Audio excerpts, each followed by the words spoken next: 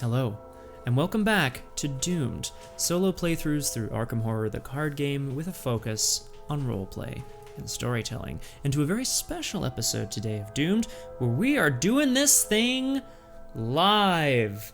Alive! As we probably will not be very shortly. Hello and welcome to all those Doomed watchers who are taking a look at this after the fact, and of course, to those of you in the chat. I will be chatty with you during the stream, but probably in a slightly different way, knowing that this is going up on the YouTubes later. I know, Crosshair. Look, at a certain point, you have to just kick off all those people living rent-free in your head, right? And you have to take over the stream yourself. It is my stream, after all. I made the subscriber notification thing. There's also a cat behind me here. Well, so these are the spires of Carcosa behind me, but behind that, there's a cat. And I'm concerned that she's going to headbutt the whole spires of Carcosa thing over on top of me. Which would be hilarious. Which would be a disaster. Well, okay, so this, yes, Crosshair is correct. All right, what are we doing today? We are beginning a new campaign of Doomed. Since the beginning of Doomed, we have played through Return to the Corset, Night of the Zealot, Return to the Dunwich Legacy, 2 standalones, one of which is still in the editing room, so it's not out there yet, and I can say my win-loss ratio, scenario to scenario, is less than 50%. I'm not going to say how much less. That would be telling. Telling of what?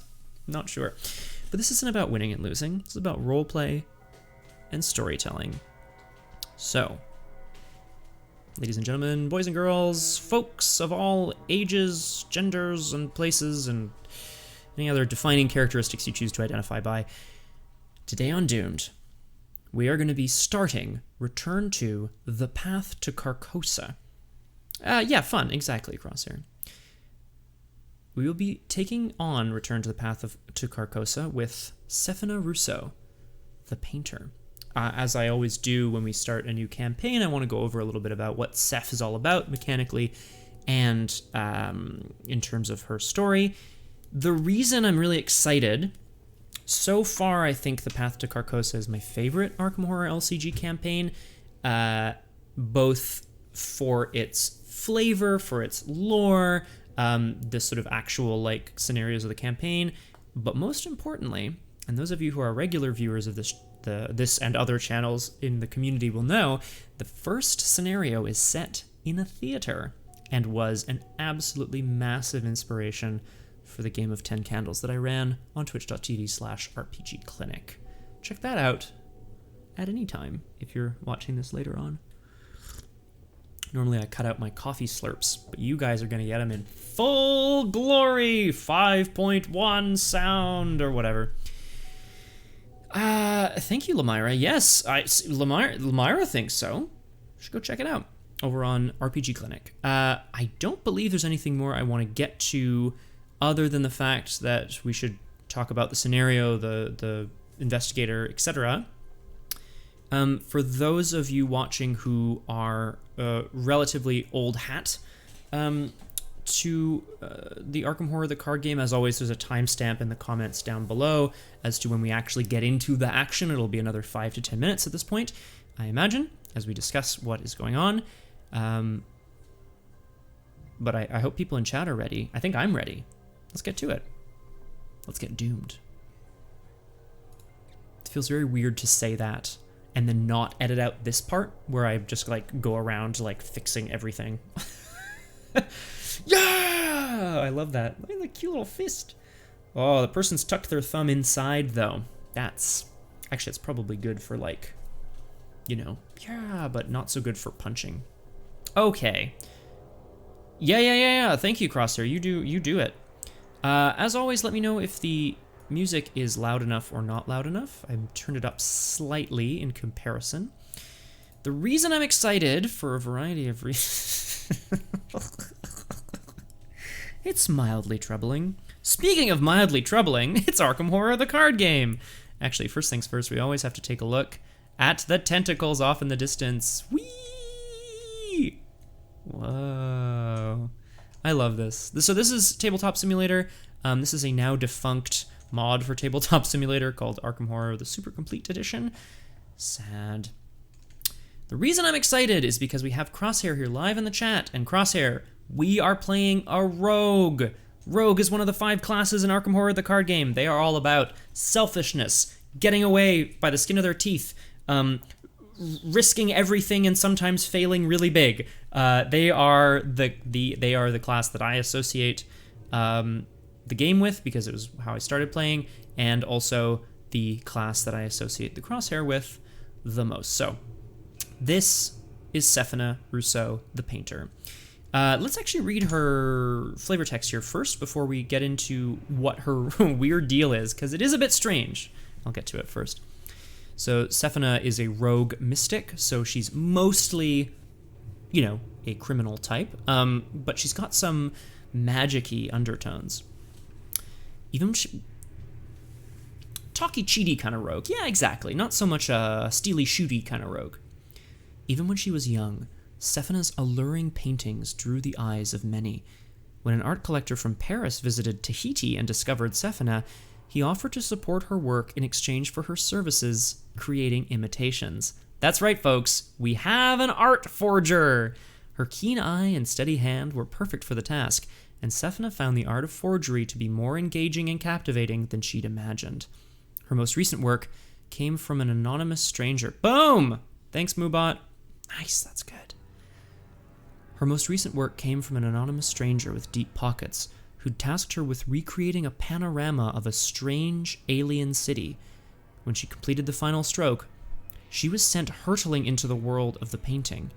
She only barely survived the ordeal, passing out from exhaustion. When she awoke in her gallery, she knew it had been real. Thanks, Crosshair.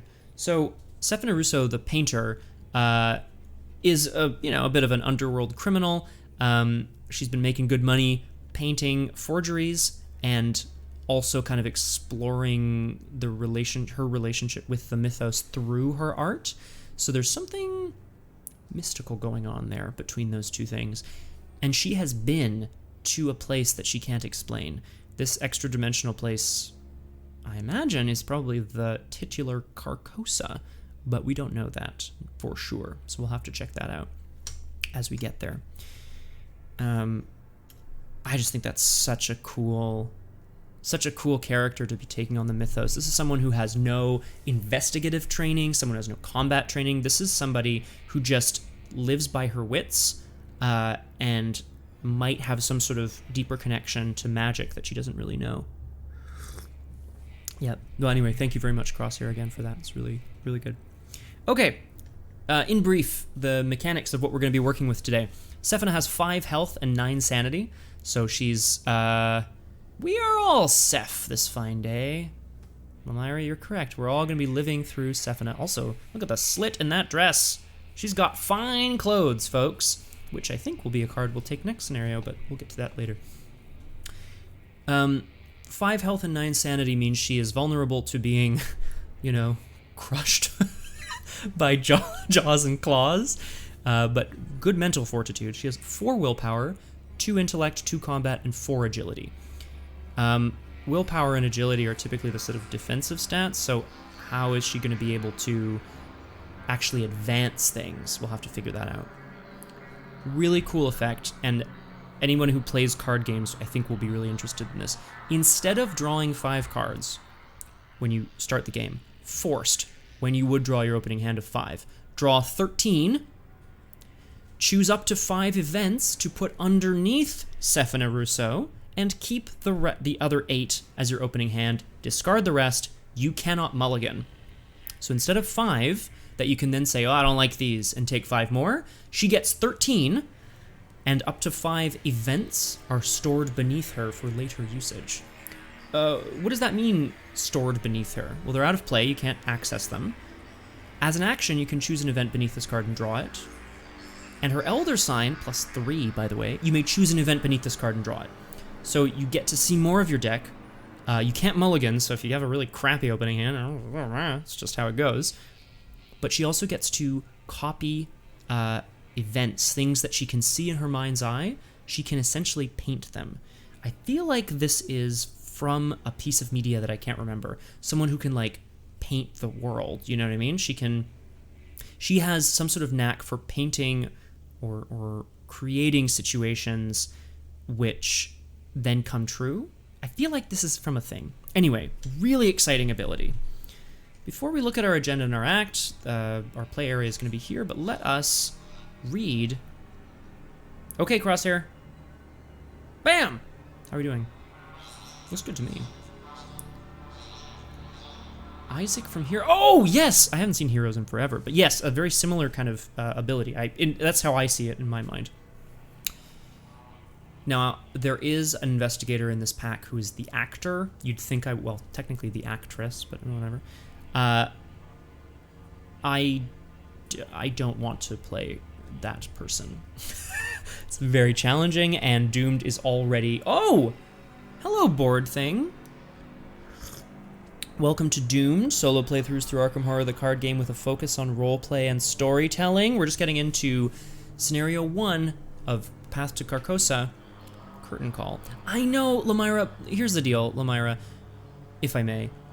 May I call you Lamira? The reasons are twofold. One, well, no, it's really just onefold. In terms of the lore of it, it would be really fun. Actually, it would make a lot of sense given the campaign. Doomed is really hard. My win-loss ratio is bad. I am clearly not good enough at this game to succeed all the time. Thank you. Thank you very much, Aragwen, for gifting the sub to board thing. Really appreciate it. My face is on top of the alerts, which is really annoying. But I'm not gonna change that. I'm not gonna move it at this time because we're in the middle of filming. Thank you very much, Aragwen. Lola Hayes, the actress. Subscriber. Thank you. Thanks, Dio. I appreciate it. Sorry, I'm covering up some of their. Sorry, I'm covering up some of the faces of those wonderful gents that sometimes inhabit this channel. Lola Hayes' ability and mechanics are complicated. It's not even like complicated in a way where you can be better at the game by mastering it. It's just difficult, and I'm not good enough at this game to play, unfortunately. She's very cool though. Oh, I'm not planning on it, Elmira. What, you're editing? The point of me doing this live is so I don't have to edit. People watching this on YouTube are like, get to the point. Let's get to the point. This is prologue to Scenario 1. Curtain Call.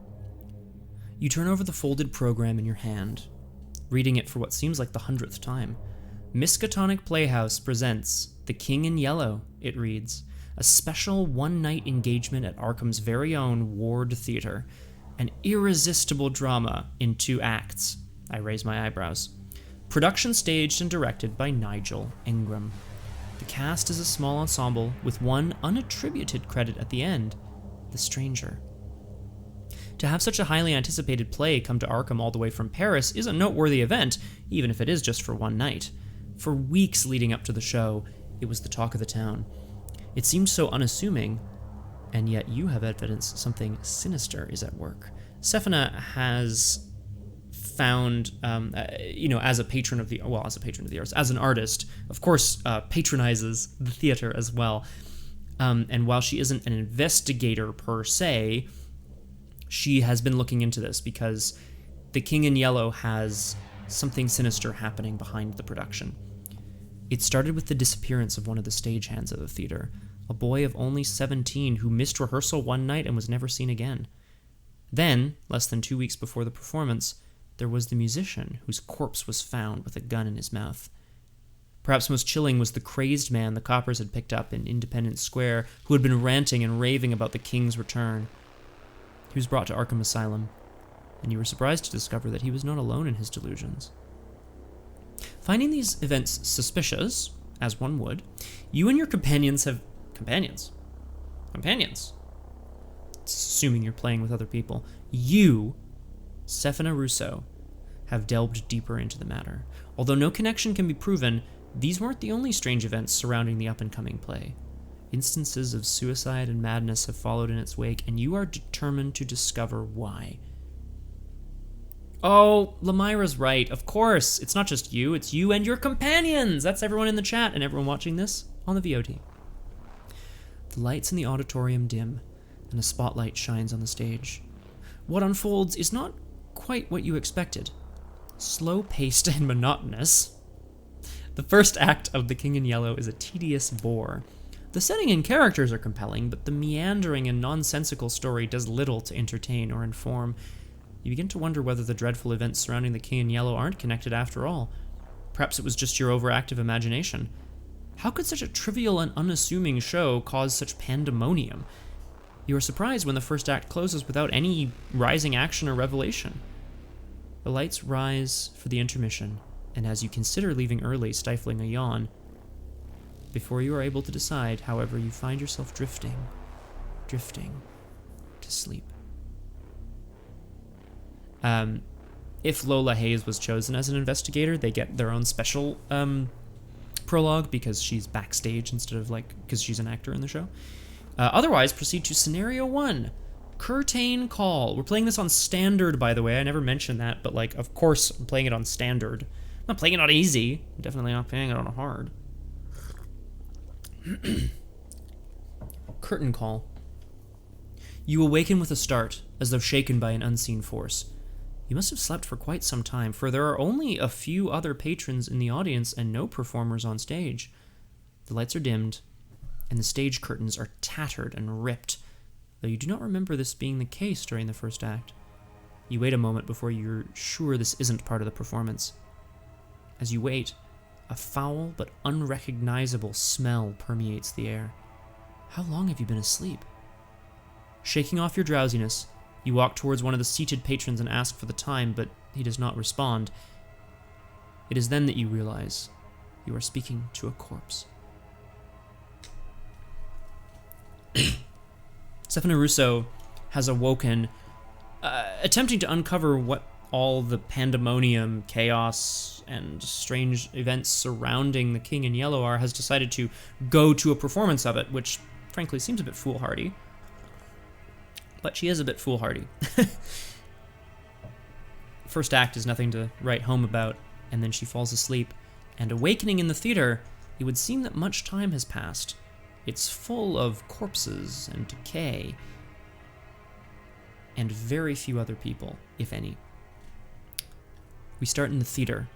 Must have been one hell of an intermission. That's great.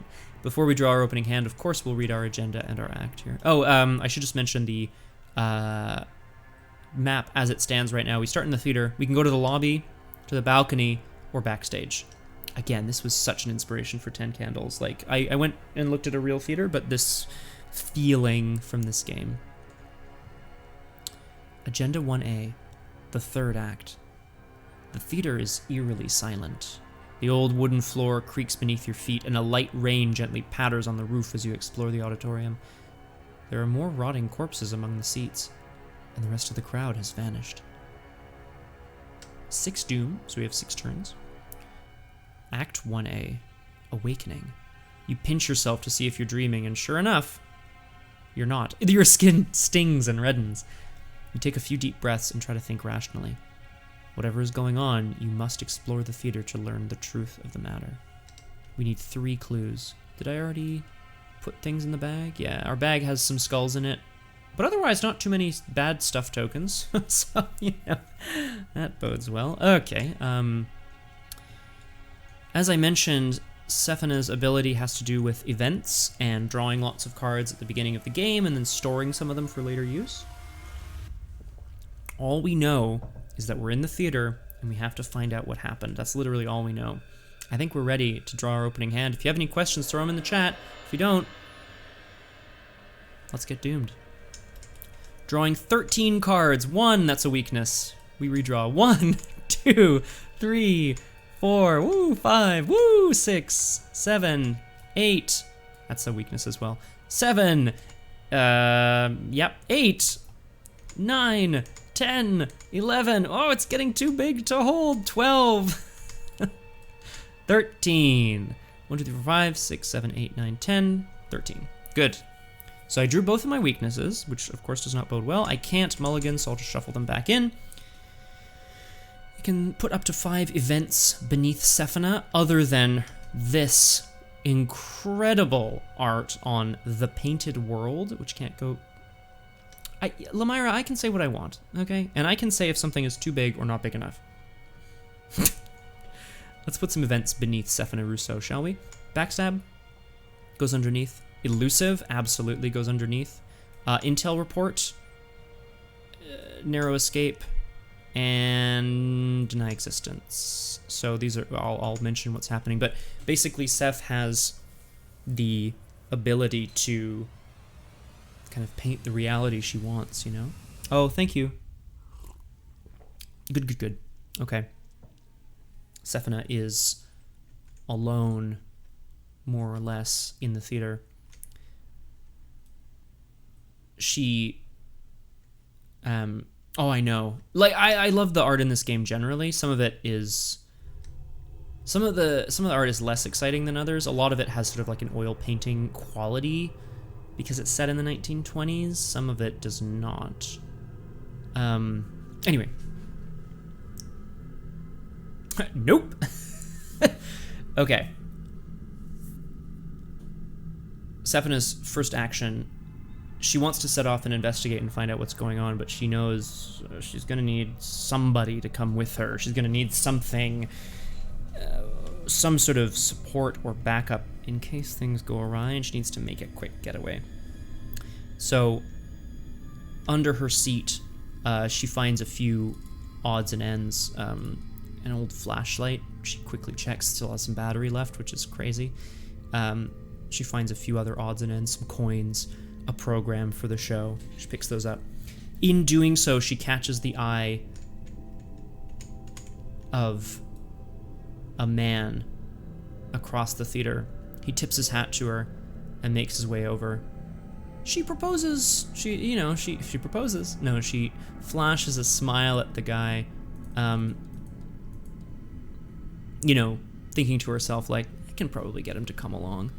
This is Leo DeLuca, the Louisiana Lion. I was born in Mississippi. Louisiana just sounded better. It's cute. The Mississippi Lion. He's a criminal ally. You may take an additional action during your turn. Straight up, cost 6, which is a lot of money, but look at this. Boom! 4 action turns forever until he dies, which is great. Which he won't. No one's dying on this episode of Doomed, okay? Jeez Louise.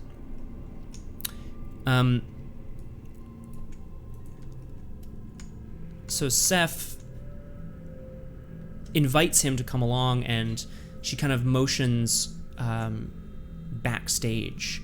She feels like if there's anybody in the theater, if they went to the front, they've probably already left. If there's anyone still left in the theater, they would, of course, be backstage, maybe taking down some of the set or ironing some costumes or whatever they do after maybe just having a cigarette, as actors do. So as she heads backstage, Sefina, also, I just want to point out, she prefers to work alone. Now, she understands the need for people like Leo DeLuca, the Louisiana Lion.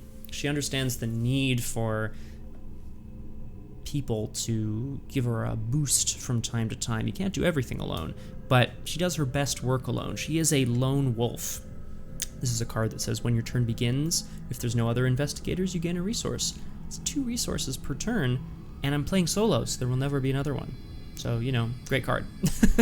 Now, she's not alone because Leo's here, but she's always making sure to send him a little bit ahead. Oh, check out that room, Leo. I'll go in here. The slightly brighter lit room. So I've played 3 cards, which cost 7. I took an emergency cash, so I should have 1 resource remaining. And I still have an action. And I have some cards underneath Sefina Rousseau, which I can't play. But I do have a copy of her signature, The Painted World, which I should just mention what it does. You paint a copy of an event underneath Seth. Remove the Painted World from the game instead of discarding it. So instead of having to draw those cards and play them normally, she can paint them. In other words, if you think that you can discover some clues, boom, she can paint it and make it real. If you think you can fight like a scrapper. Boom, she can paint it and make it real. It's very cool. But we're not going to paint anything for now. She and Leo are going to set off backstage just to see what happens. The set is different from what you remember of the play's first art, decorated with a backdrop of an unsettling sunset. What's unsettling about it, Seth? I wonder. This is a 3-shroud, 1-clue location. When it is revealed, put 2 of the set-aside backstage doorway locations into play. While you're at backstage, each hidden treachery in your hand counts as 3 instead of 1 for the purposes of your hand size. I wonder what a hidden treachery is. I mean, it sure doesn't sound good. So we're going to put 2 of these backstage doorways into play at random. I don't know what they are. I'm going to put them here and here. So she and Leo, I'm just going to call him Leo, head backstage, and even shouting for other people. They're greeted only by silence. A strange dripping noise coming from further down the way. These are both backstage doorways. A simple wooden door leads into the back of the theater, far from the prying eyes of patrons. Ah! Oh, it's cool, eh, Crosshair? Well, is it still a play? I don't think so. That was the investigation phase. There are no enemies, so nothing happens in the enemy phase. During the upkeep phase, we draw a card. It's the other lone wolf, which I don't need. It's fine. And we move to our first mythos phase. We go to 1 out of 6 doom, and we draw an encounter card. While Seth and Leo are backstage. What is happening in this art? Is that a mouth? What is that? Jeez Louise. A teeth rattling call, like from a pipe or a horn, sounds from deeper in the theater. Seth is startled and shaken, but looking to Leo, he doesn't seem to have noticed anything. Perhaps this sound is only something she can hear? The voice of Penumbra. It's a terror. Peril. Peril means I can't discuss it with anybody. Sorry, companions, you don't get a say. You can tell me if you want to, but test willpower 3. For each point you fail by, do a thing. I am going to test my willpower of 3. And I'm just gonna, my willpower of 4, and I'm just gonna test 4 versus 3. -1 is a pass. So this strange, deep, like, horn call comes further from backstage, and it rattles, like I said, her teeth and bones, but Seth shakes it off and thinks to herself, what the hell is going on here? So nothing happens. When the investigation phase begins, we gain a resource from Lone Wolf, and we get ready to go. Okay, so I have an intel report in hand. I can discover a clue at my location for free, and I can discover a clue at a location up to 2 connections away, but I don't know what's going on here, so we're gonna head into some of these backstage doorways and find out. Yeah, that is what we are gonna do. And we might even play our flashlight. We might even need our flashlight, I don't know. But we'll leave this clue for now. Seth is gonna send Leo off in the other direction, and she's gonna head backstage into the rehearsal room. Oh, this is a cool place.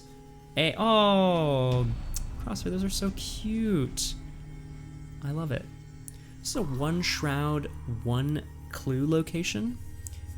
As you enter this room, silently confronting you is a giant symbol torn into the wallpaper. You cannot tell whether the wall was deliberately vandalized or the material peeled away in the strange pattern on its own. Seems unlikely, but you never know. This is the rehearsal room where they rehearsed for The King in Yellow. You can see the scripts all over the table. Yeah, yikes indeed. What kind of symbol is this, do we think? What does it mean?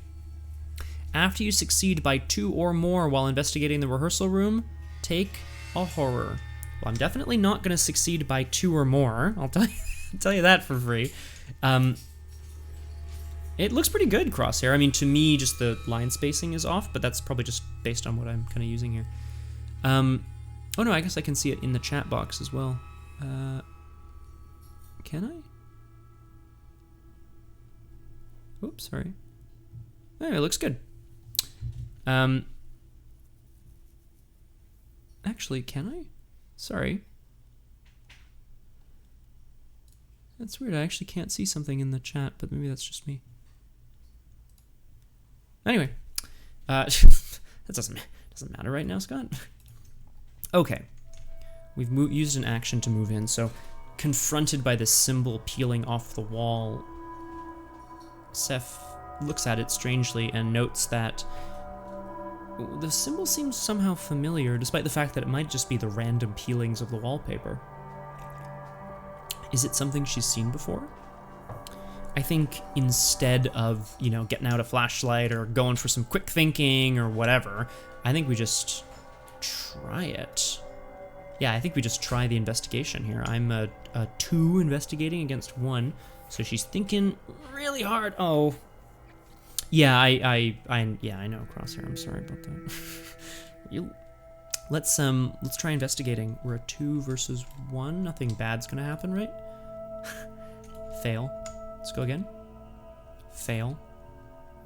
I think I should have used the flashlight. One more. 0. Good. Cool. Wasted a whole turn. That's great. This is so Seth tears.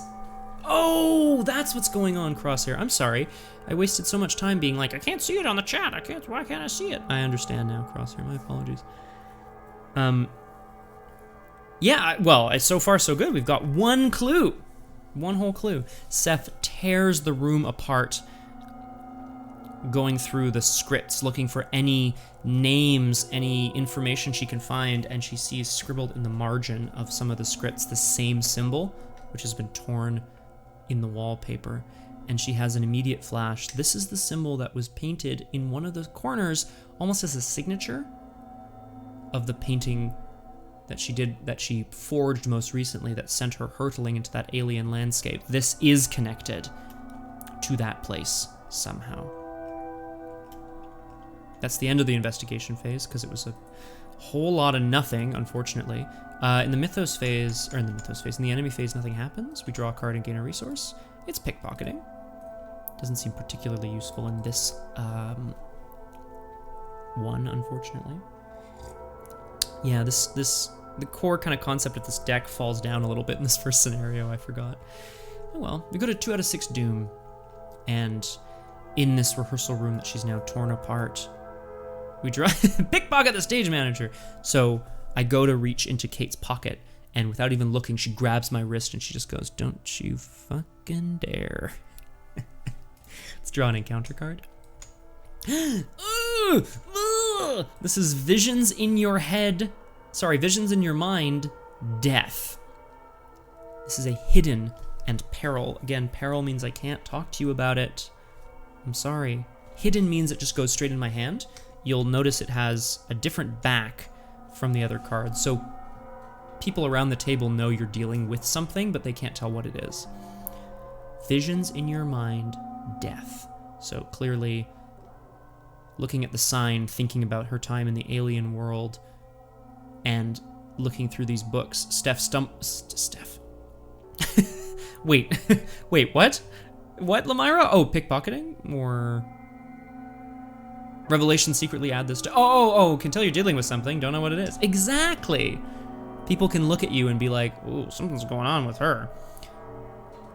Seth hears something, and whipping her head around, she can see in the corner of the room her own body, bloodied, broken, mouth agape, eyes gone, just eye sockets staring at her, and she screams as she backs out of the room.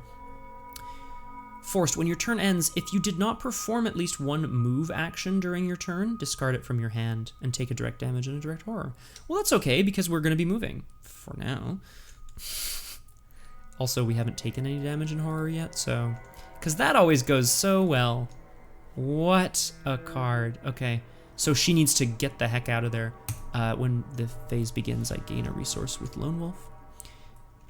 Leo comes rushing back to her, and he's like, what, what's going on? And she just brushes past him. What did you find in there? she asks as she heads into the other backstage doorway. That's 2 actions.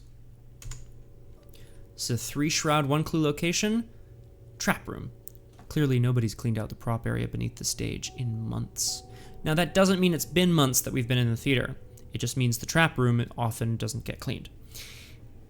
After you reveal the trap room, search the encounter deck and discard pile for a copy of Swarm of Rats. Oh no. Oh no. Oh, it was the next card. Well, that's... okay. So, Seth steps in, and Leo's like, I didn't see anything there. You know, he's just kind of shrugging his shoulders. He's like, no one in there, because he's only looking for people, right? She knows now what she's actually looking for, which is not just people, but evidence, information, anything. And suddenly, a squeaking sound builds to a crescendo in the darkness, and it is rats, dozens of them, scurrying out of the walls and straight towards her. Now, we now have a swarm of rats engaged with us. It's a 1 combat, 1 health, 3 evade. A horde of cruel rats skitters forth in an undulating wave of claws, teeth, and mottled fur. It does a damage, which is not so great. It only has 1 combat, so we could just try to, like, you know, punch it to death.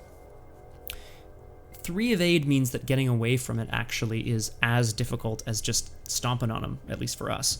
So we may as well just try stomping on them. I have no icons to commit to this test other than quick thinking, which I don't want to. As they scurry out of the darkness, Seth has a flash of that corpse from the other room. Not the one she saw in the theater, but the one of her. And she realizes this might have been a vision of her immediate future, getting eaten alive by a swarm of rats.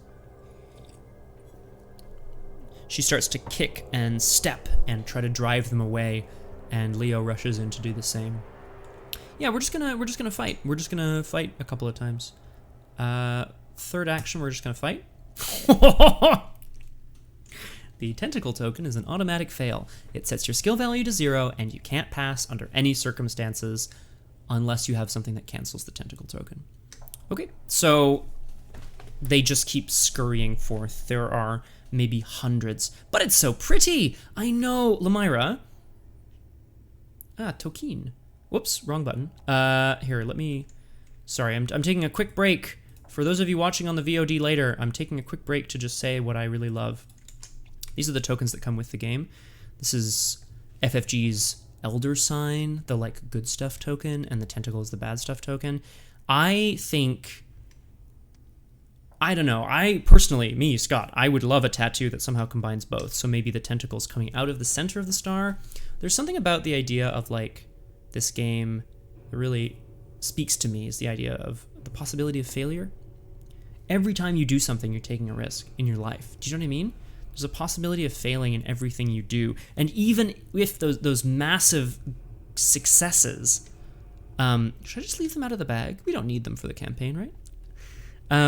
Even with those massive successes, the threat of failure is always around the corner, and it is not something to be frightened of. It's something to celebrate. You know what I mean? Last action. Oh god, are we at 8 cards in hand already? Oh my god. I'm gonna have to discard something. Unless I play something. Oh, this is an interesting idea. Okay. I have a crazy idea, folks. Oh, I should have... Oh, darn. Oh, well. Okay. No, I had a great thought, and it's not going to work, unfortunately, because I didn't think it through.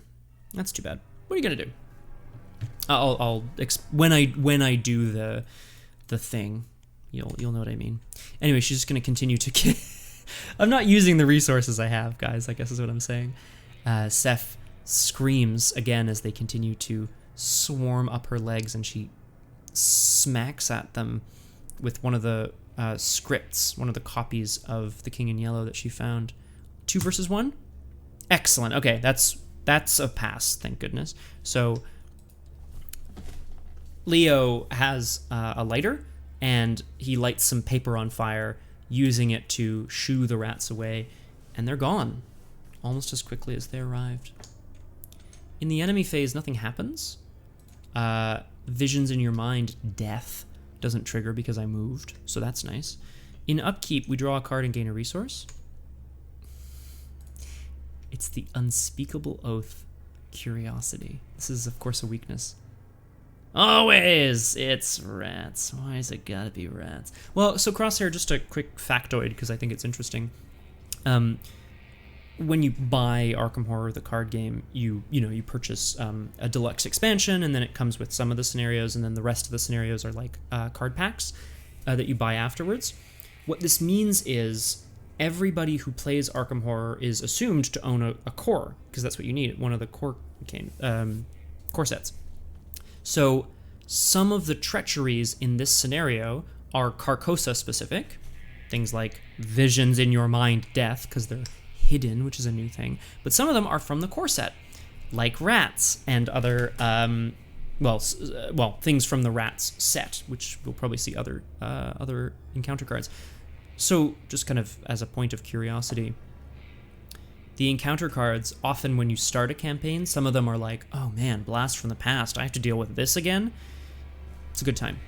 However, what we have drawn is our random basic weakness. Only for campaign mode, which we are in, it's also a peril and a hidden, which means it sits in my hand and I can't do anything about it. Secretly add this card to your hand. Forced. When the game ends, or if you're eliminated, if it's in your hand, 2 fewer experience, which means I really need to get rid of this. After you successfully investigate a location with no clues on it, discard this card from your hand. Sefina, who I'm just going to assume is the person in the art here, even though she has much shorter hair. Maybe she's wearing it up or something.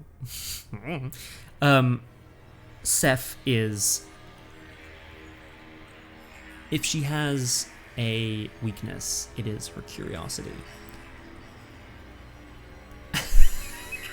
I know, Crosshair, can you imagine? So, I'm just going to show you, this would be the back of my hand if you were looking at it. You'd be like, wow, isn't he only supposed to have 8? And I'm about to discard down to 8. But you know this is something bad, and you don't know about this. You just know I'm holding on to it and I'm not doing anything with it. Just wild. What a game. Okay. Sef's curiosity is getting the better of her, despite her brush with death and the rats. She needs to know what's going on here. Normally, Leo is kind of tugging at her sleeve like, let's get the hell out of here, lady. Like, why don't we just go by the front door? She grimly shakes her head. She needs to know what's happening. So we need to be sure to investigate a location with no clues on it. A good candidate for that would be the rehearsal room. Ooh. That take a horror though. It's fine. So in the upkeep phase, we draw a card and gain a resource. We did, and then we're at way too many cards. We're at 9, sorry, so I have to discard a card. It'll be this other lone wolf, because I'm already a lone wolf. It's fine. Go to the mythos phase. Go to 3 out of 6 doom. And here in the trap room, we draw a new encounter card. Oh my god! What is this? Oh no, who is this? It's a person. This is one of the return to cards, so I don't actually know it very well. This is La Comtesse, the subverter of plans. She's a humanoid servitor of something. She spawns in the balcony, thankfully, so that's not here. Let's put her there, and then we'll continue to read it. So, somewhere far up above them, a woman stands up in the audience. Maybe one of the corpses comes back to life. Maybe she's just pretending to be unmoving. She pulls her opera glasses down and she smiles. She's a hunter, so she's coming for us. After you defeat La Comtesse, put her in your hand as a hidden card. While she's in your hand, she counts as 4 cards instead of 1. After you discard 1 or more cards from your hand during the upkeep phase, take a horror. Basically, if you fight her and if you defeat her, she goes into your hand, she clogs up your hand forever, as the memory of killing this woman invades your mind and makes it impossible to do anything else. Absolutely horrific. So we will not be fighting her. We will be running around her as she attempts to deal us some horror. Plus side, didn't actually do anything to us. So, Lone Wolf goes off. And, gotta catch 'em all, hidden cards. Unspeakable oath. There's actually 3 unspeakable oaths, as you can imagine. One to do with investigating, to do with fighting, and to do with something else. I can't remember. Just incredible. Okay. So, we need to know what the heck is going on, and we can't end it backstage. So, here's what we are going to do. We have lots of resources, so that's useful. I think we're going to... Yeah. Intel report.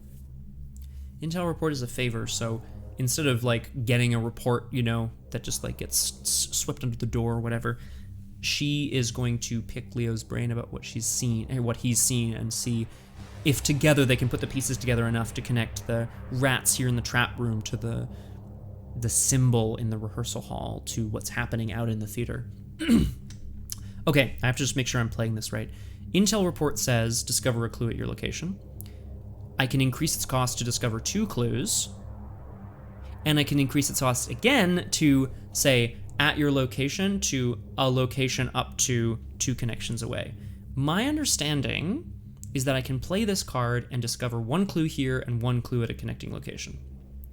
That would cost me 6. Now, I'm going to be super lame and break up the flow of Doomed to check. This I will probably edit out.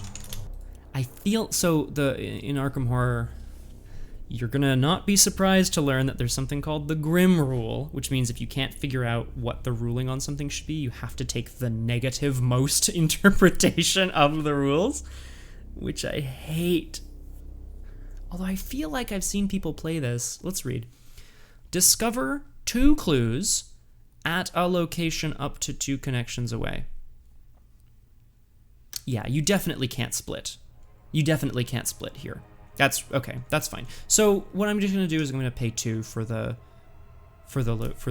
clue here. Kind of sucks. And then I'll flashlight for the rest. Yeah. So the intel report will get me the clue for free here, which is okay. 1 action. Seth finds an old trench coat in the basement, which is awesome. So hearing Leo's report of a woman coming down from the balcony and she's got a strange gleam in her eye, Sefina's starting to realize that there's something really, truly horrifying happening here in the theater. The vision she had combined with the sign. Perhaps the King in Yellow is indeed cursed, but how and why? She manages to find an old disused trench coat down here in the trap room, which is awesome. Roland loosened his tie, tilted his hat, and turned up his coat collar. And when he was sure he looked respectably disreputable, he approached the door. You get +1 evasion during evasion attempts. +1 agility. So that'll be nice for trying to evade the spooky lady who's coming for me.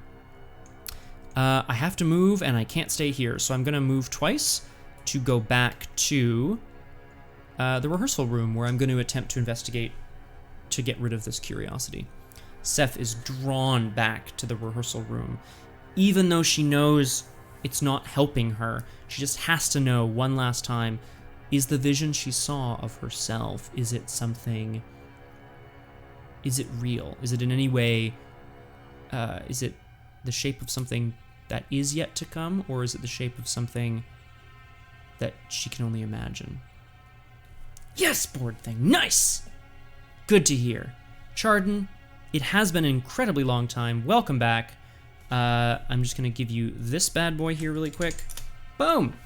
We are playing Arkham Horror, the card game, the first scenario of Return to the Path to Carcosa. We are playing as Sefina Rousseau, the painter, and we're taking on the first scenario, Curtain Call. In brief, Seth woke up in a theater. It's dilapidated, it's destroyed, and there's a lot of corpses. What's going on? She doesn't know. She's ventured backstage with her friend. She's found a creepy symbol. She's seen a vision of her own demise. She fought off some rats. Good sum up. Scott, here we go. Okay, so the investigation phase is over because I moved a bunch of times. Subscriber. Thank you. Thank you, Chardin. Sorry you didn't get to see all of those beautiful faces. That's very, very, very kind. And oh no, Lamira did. Sorry, Lamira. Thank you. Sorry, I only saw the word Chardin. Thank you, Lamira. Really, really kind, and I appreciate it muchly. In the enemy phase, La Comtesse is able to move down to the theater, so she's coming. She's a hunter. La Comtesse is coming for us. What is she planning on doing? I don't know, and I'm not sure if I want to know. In the upkeep phase, we ready all of our little tokens here. We draw a card and gain a resource, which won't put us over our hand limit. Watch this! Flavor text. Show off. This is, and I'm sure Crosshair will agree with me, this is the roguiest card I've ever seen. Doesn't even matter what it does. The art is someone leaping, someone with a Van Dyke like facial hair, leaping out a window, firing their guns backwards as they break through the window, who clearly has just shouted, "Watch this," to the onlookers. I don't care what the card does. This is a rogue card, and we're taking it. It's also useful, but anyway, it's great stuff. Okay, that's a good upkeep. Mr. Upkeep, you make good cards. Okay, yeah, whoa, beeping.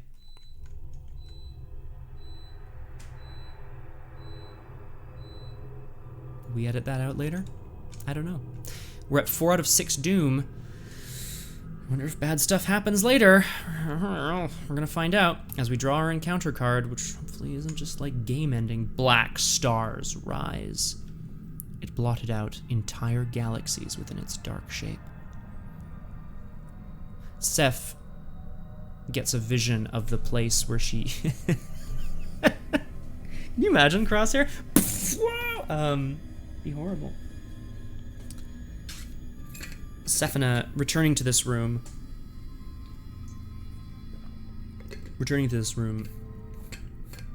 Sefina had seen a vision of her own demise in this very room, and that chilling reminder sends her spiraling back towards the time that she was caught in the world of the painting, this place where black stars cover the night sky. No problem, Crosshair. Test intellect 4. If you fail, place a doom or take a horror for each point you failed by. Well, we're not placing a doom. That is for sure. I can test my intellect. Don't want to, but I will. Let's just test it. Oop, fail. So I failed by 3, which means I have to take 3 horror or place a doom. I am not placing a doom. I'm putting a horror. Well, I'm putting 3 on me. I'm saving Leo for something that is probably coming. Looking again at the sign on the wall, the peeled wallpaper revealing some sort of strange symbol that she still can't identify. She can see starlight gleaming through it, and as she approaches, it is both a brick wall behind and a distant spiraling galaxy. She does not understand. We're back into the investigation phase where we gain a resource. I have 4 actions. I really want to get rid of this unspeakable oath garbage. I think I also want to put down the pickpocketing. Feels like a good idea. So yeah, I'm gonna put down the pickpocketing and hopefully we'll be able to do something with that. And then second action, Sefina is gonna search the room again. And while that may seem a little crazy, she is, maybe she is a little crazy right now. Something is happening to her, and Leo kind of looks on in curiosity as she starts tearing the room apart again, going through script after script, and he says, come on, we gotta get out of here. And she can't hear him as she investigates. So I am a 2 on 1, and I will commit my Is this a really bad idea? It's a bad idea anyway. I'm gonna commit this flashlight. I probably need it later. I don't necessarily need it later, so I'm gonna commit this flashlight to be a 3. Sorry, this is my second action. I'm gonna, ooh. Let's see what events I have, because I have a painted world in hand, right? You know what I'm actually gonna do? I'm gonna be really smart. I'm gonna leave the events that I have under Seth up here, so I always see them. Backstab is for fighting, deny existence is for denying your existence, narrow escape is for narrow escaping, teleport is for clues, and elusive is to travel. So that's actually pretty good too.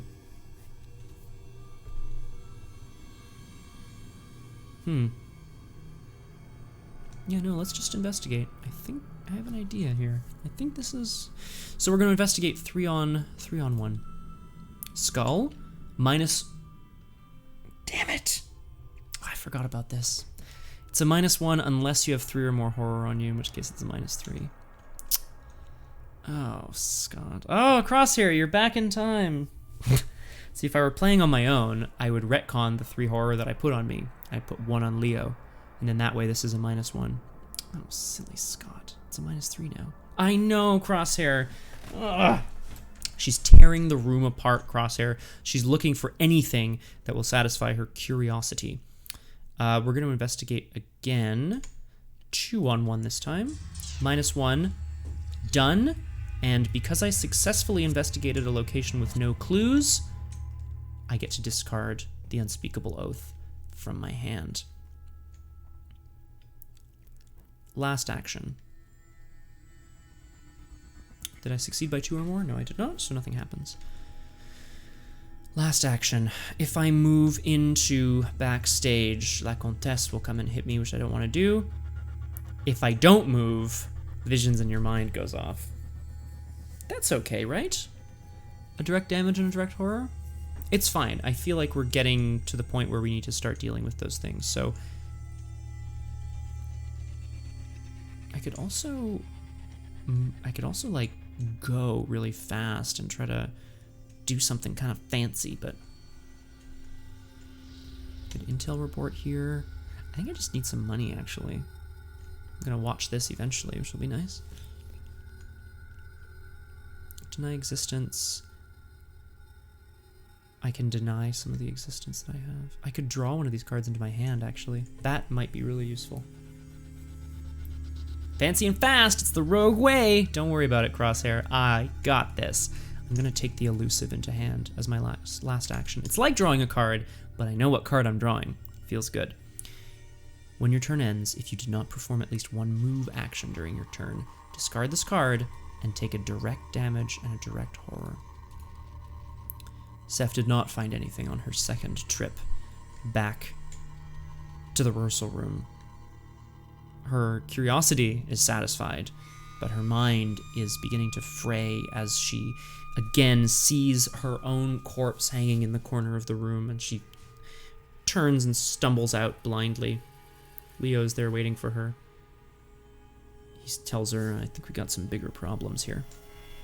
In the enemy phase, the bigger problem to which he's referring is La Comtesse, who moves into backstage. A woman with perfectly coiffed hair and an incredible gown, opera glasses, is gliding, floating across the floor. Seth and Leo duck back into the shadows and look at each other. Who the hell is this and what is she doing here? In the upkeep phase, we draw a card and gain a resource. What's the other pickpocketing? Mythos phase. And we ready all of these bad boys. We're at 5 out of 6 doom. Are things looking good or are we doomed? Let's draw an encounter card. The King's Edict. Look at that art. I know John and I talk a lot about the Netrunner art, but like, I don't know, guys. I know it's just my vibe, but look, who is this? Ah! For each cultist enemy in play, uh-oh. Hang on, are there any? Is this a cultist? It's not. Okay, okay. So, There are no cultists in play, so it gains surge. Okay, so actually, the king's edict is silence. We're just gonna redraw.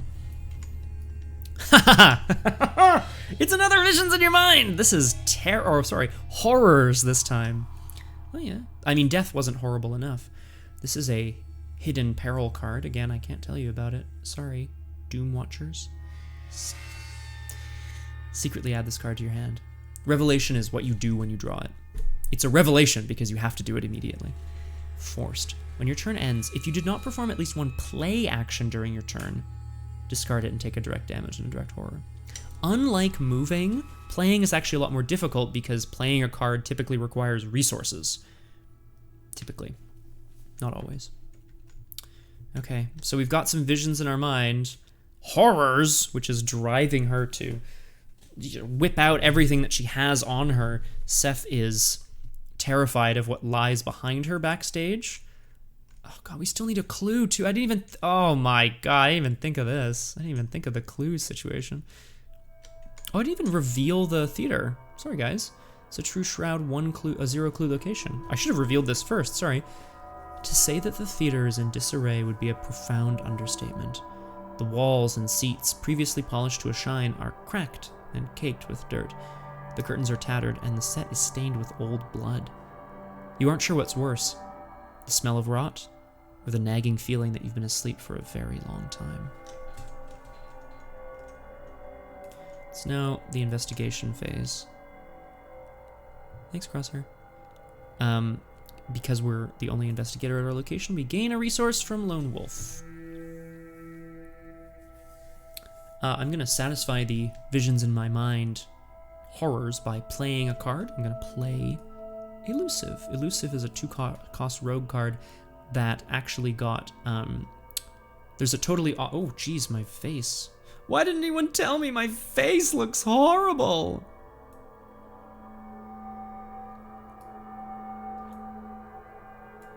Why did nobody tell me? That's what my face looks like. Oh, I know what's wrong here. All right, hang on. This will also be removed from the final production. The final production. Hui!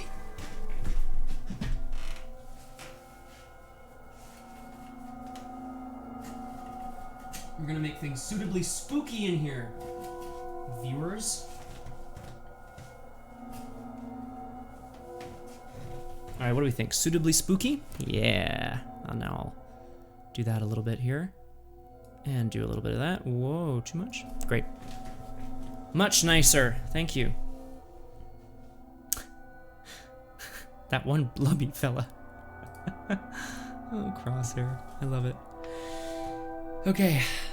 Elusive is a card that, there's a totally optional addition to Arkham Horror, the card game, called the Taboo List. It's cards that are too powerful. So they've been curved by either adding experience to them, or changing their cost, or changing their play text, or whatever. It's totally optional though, because FFG doesn't want to reprint cards.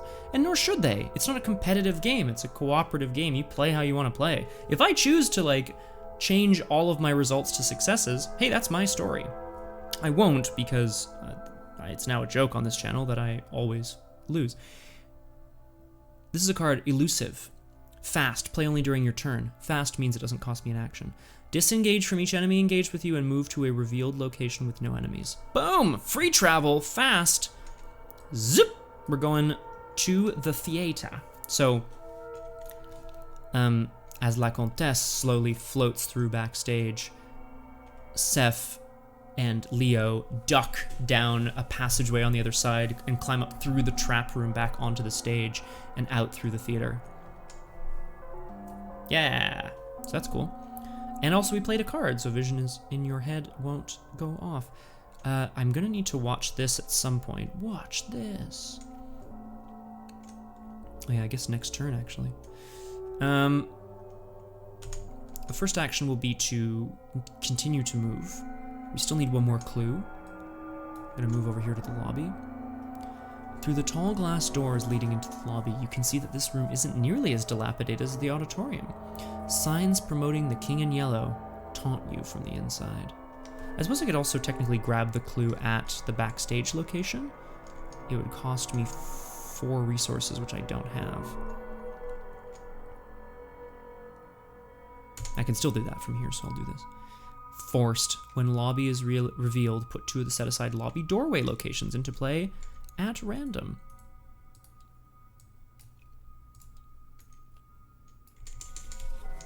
So we'll make it a nice, somewhat symmetrical kind of place here.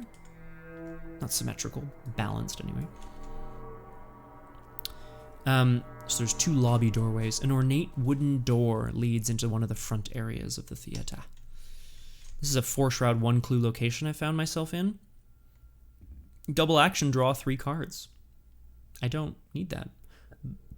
This is great. The wide doors that led to the streets of Arkham are somehow gone, as if they were never there.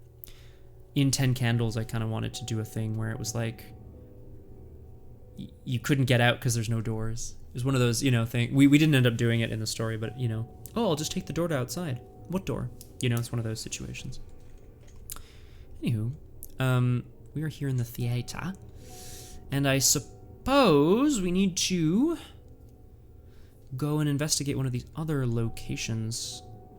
Oh, yes, Lemira, we are. We managed to duck under La Comtesse and moved through to the lobby here. I might actually draw the 3 cards, even if I hit another weakness. What I really want is like a flashlight or something, or more money, actually. Then we'll be at 8.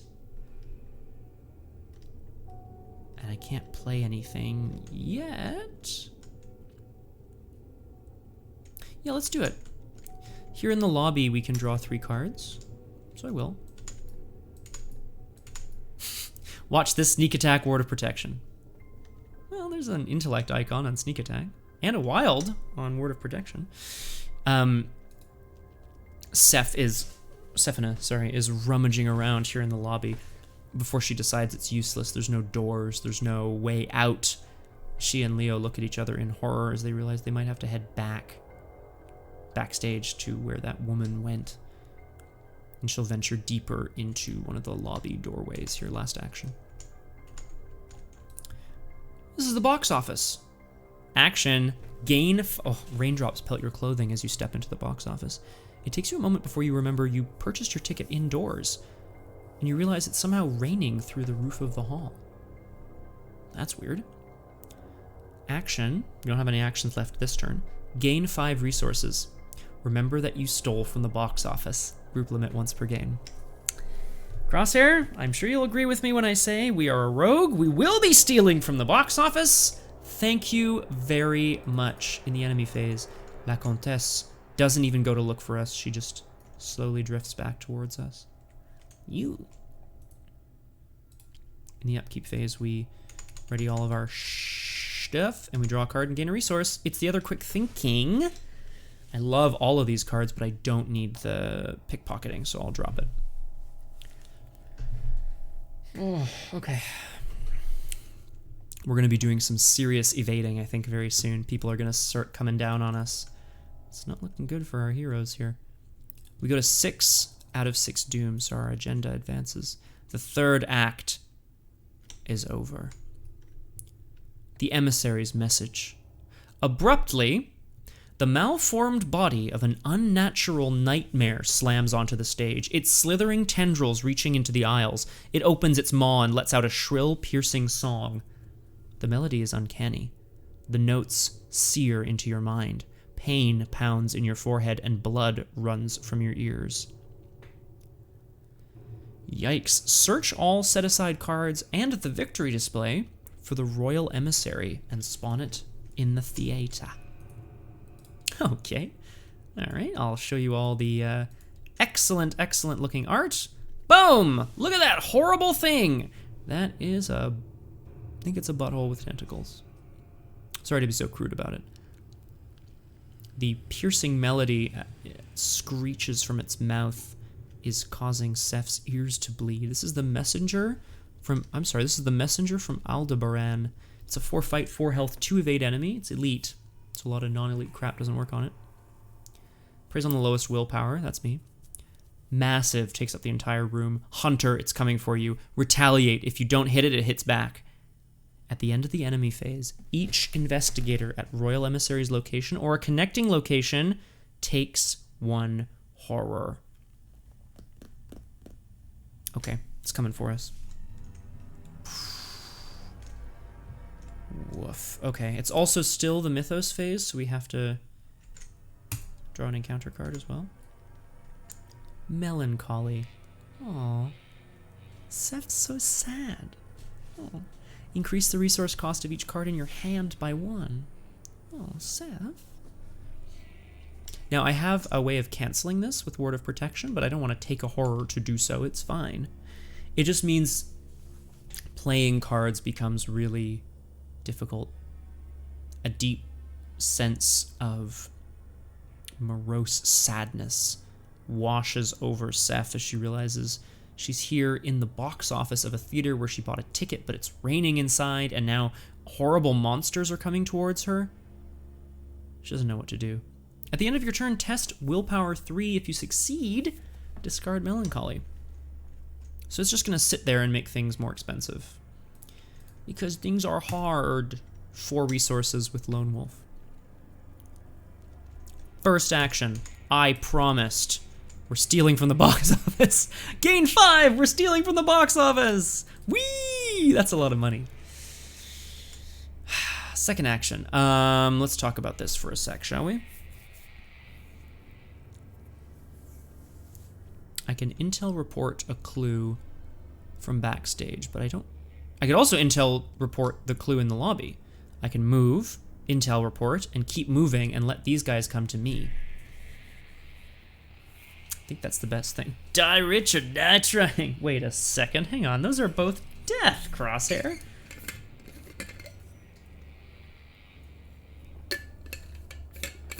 Oh, wait a second. Yeah, it's fine. I should also mention, of course, one of the other considerations in the campaign is victory points, experience. The more experience you earn, even if you fail a scenario, the more you can upgrade your deck. I discarded my weakness, which earns me -2 experience. And I have 1 here and 2 there. That's 2 already.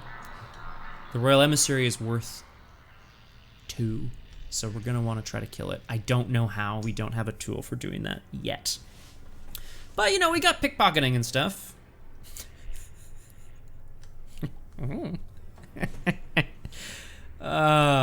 Absolutely ridiculous. Okay.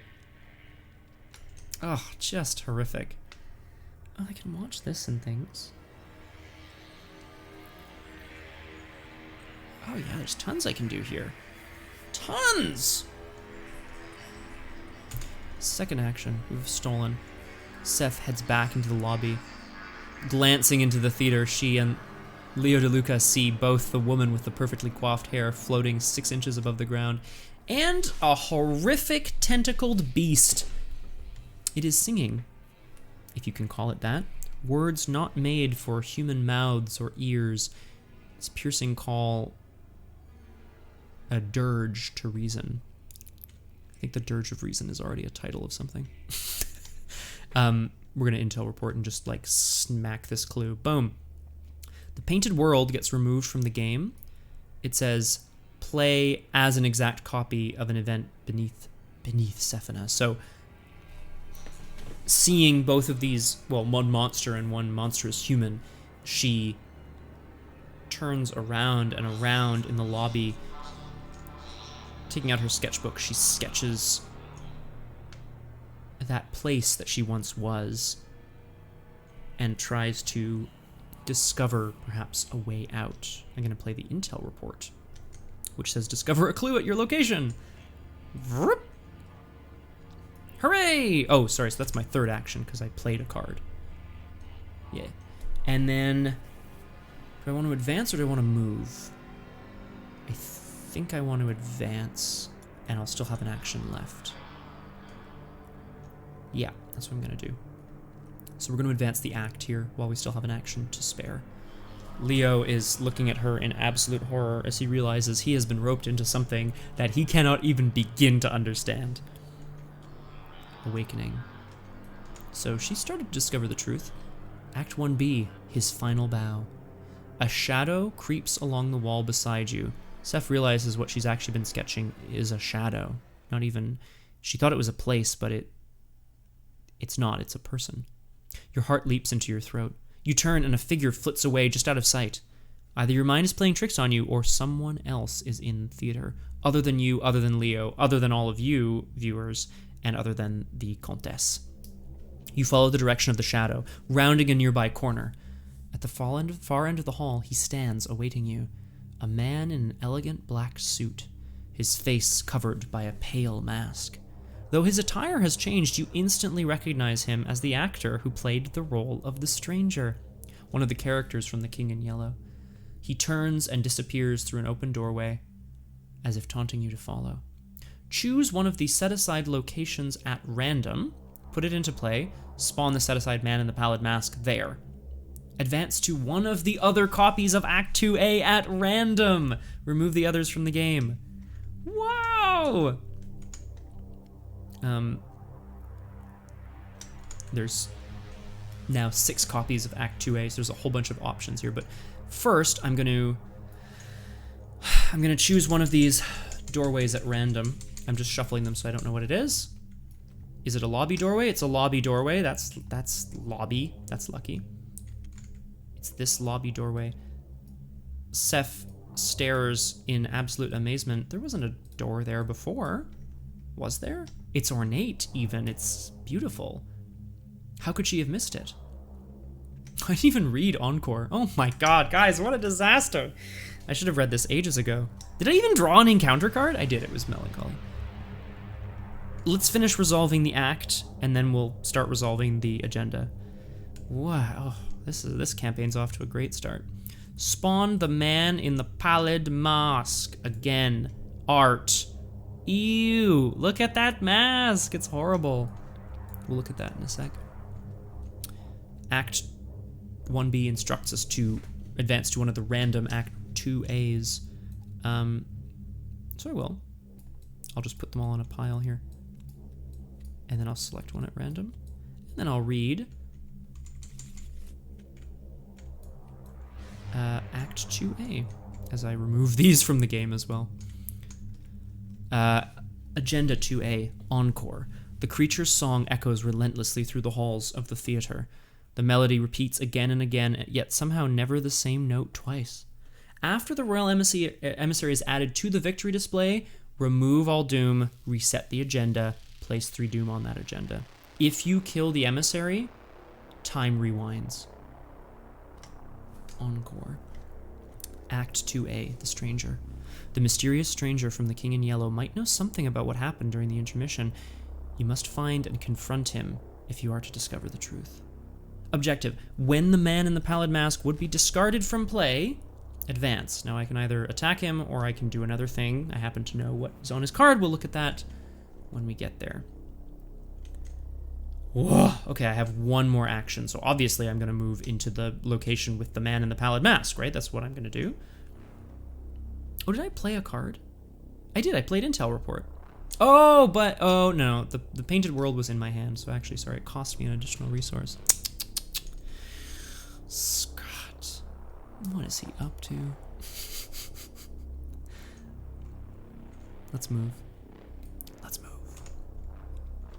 This is the lighting box. Oh! While you're in the lighting box, increase the resource cost of each card in your hand by 2! At the top of a narrow, claustrophobic staircase, you find the lighting crew's closet-like booth, stationed above the balcony. Expensive lighting equipment and several heavy spotlights dominate the cramped room. I'm going to change this lobby doorway for this one. Clearly the one I'm at should be up here. The man in the pallid mask is there. He's standing in the corner of the room and he's just staring at Seth.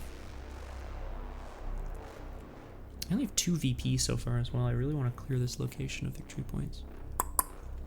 I wonder how I'm going to do that. Okay, and that was our last action, was to move in there. Yeah, at the end of my turn, I have played a card, so I don't need to discard horrors. Melancholy says test will 3.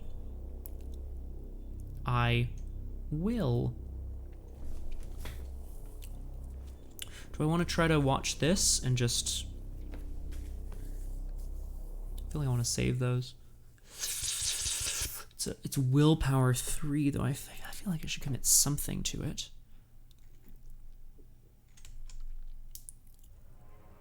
Oh, is it at the end of the enemy phase? Ugh. Oh, I forgot. It's happening. It's happening, folks, watching Doomed at home.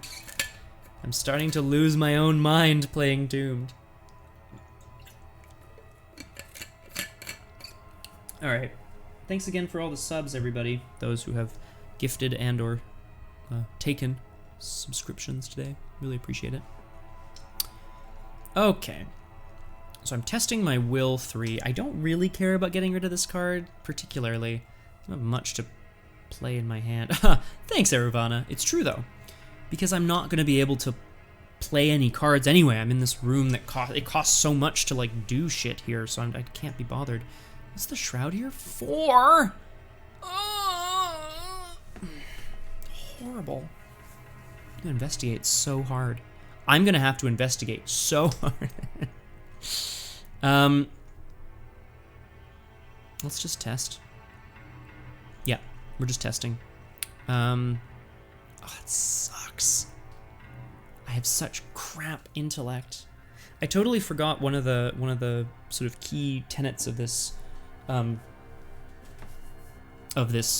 campaign. Like, there's things that I can do with the experience that will help me kind of even out the sort of weaknesses that I have. But right now, Sefina is real bad at doing certain things.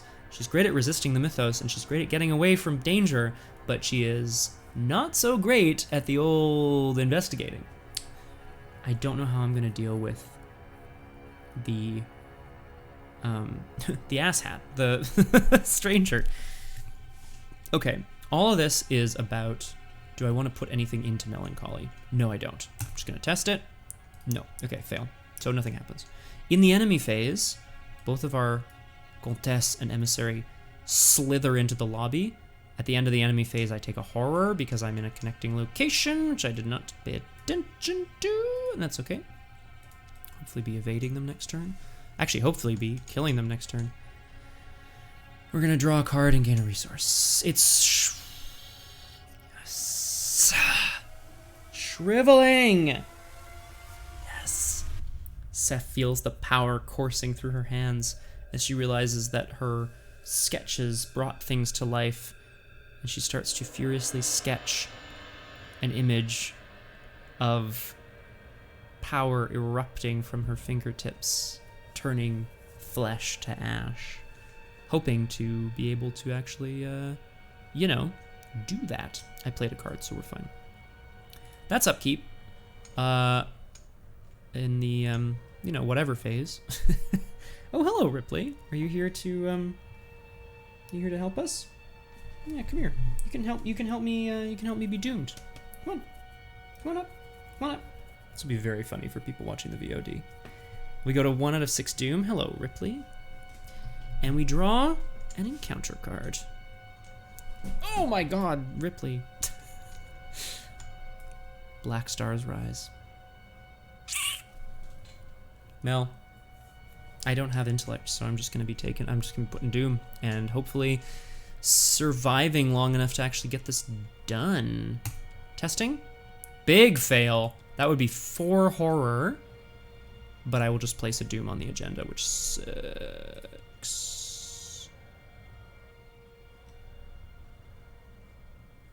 Okay.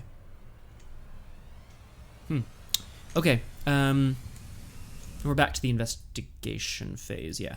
So playing cards in this room, one from Lone Wolf. Playing cards in this room is really expensive, which actually really sucks because that's all I wanted to do. If I move into the lobby, I can evade La Comtesse, I can evade the Emissary, and then put down the Shriveling. That would be a whole turn. Potentially. And if I do it with some quick thinkings, I can then get additional actions, which I can use to, like, fight or whatever. I think this is going to be a power turn, folks. Yeah. Because otherwise they're both coming into the lighting box, and they're going to, like, hit me for a damage, 2 damage, and 2 horror, which is a ton. I do have the trench coat, so big evades. What I need to do is defeat the man in the pallid mask, but I don't have access to my backstab or whatever at the moment, so first action. Seth sees the man in the pallid mask standing in the corner of the room. His gaunt finger extends as he motions back towards the door. She nods. She understands. She has to deal with the creatures that have come to get her. First action. This is crazy. I'm moving back to the lobby, and I'm taking 2 enemies into my threat area. Kind of. The Royal Emissary and La Comtesse.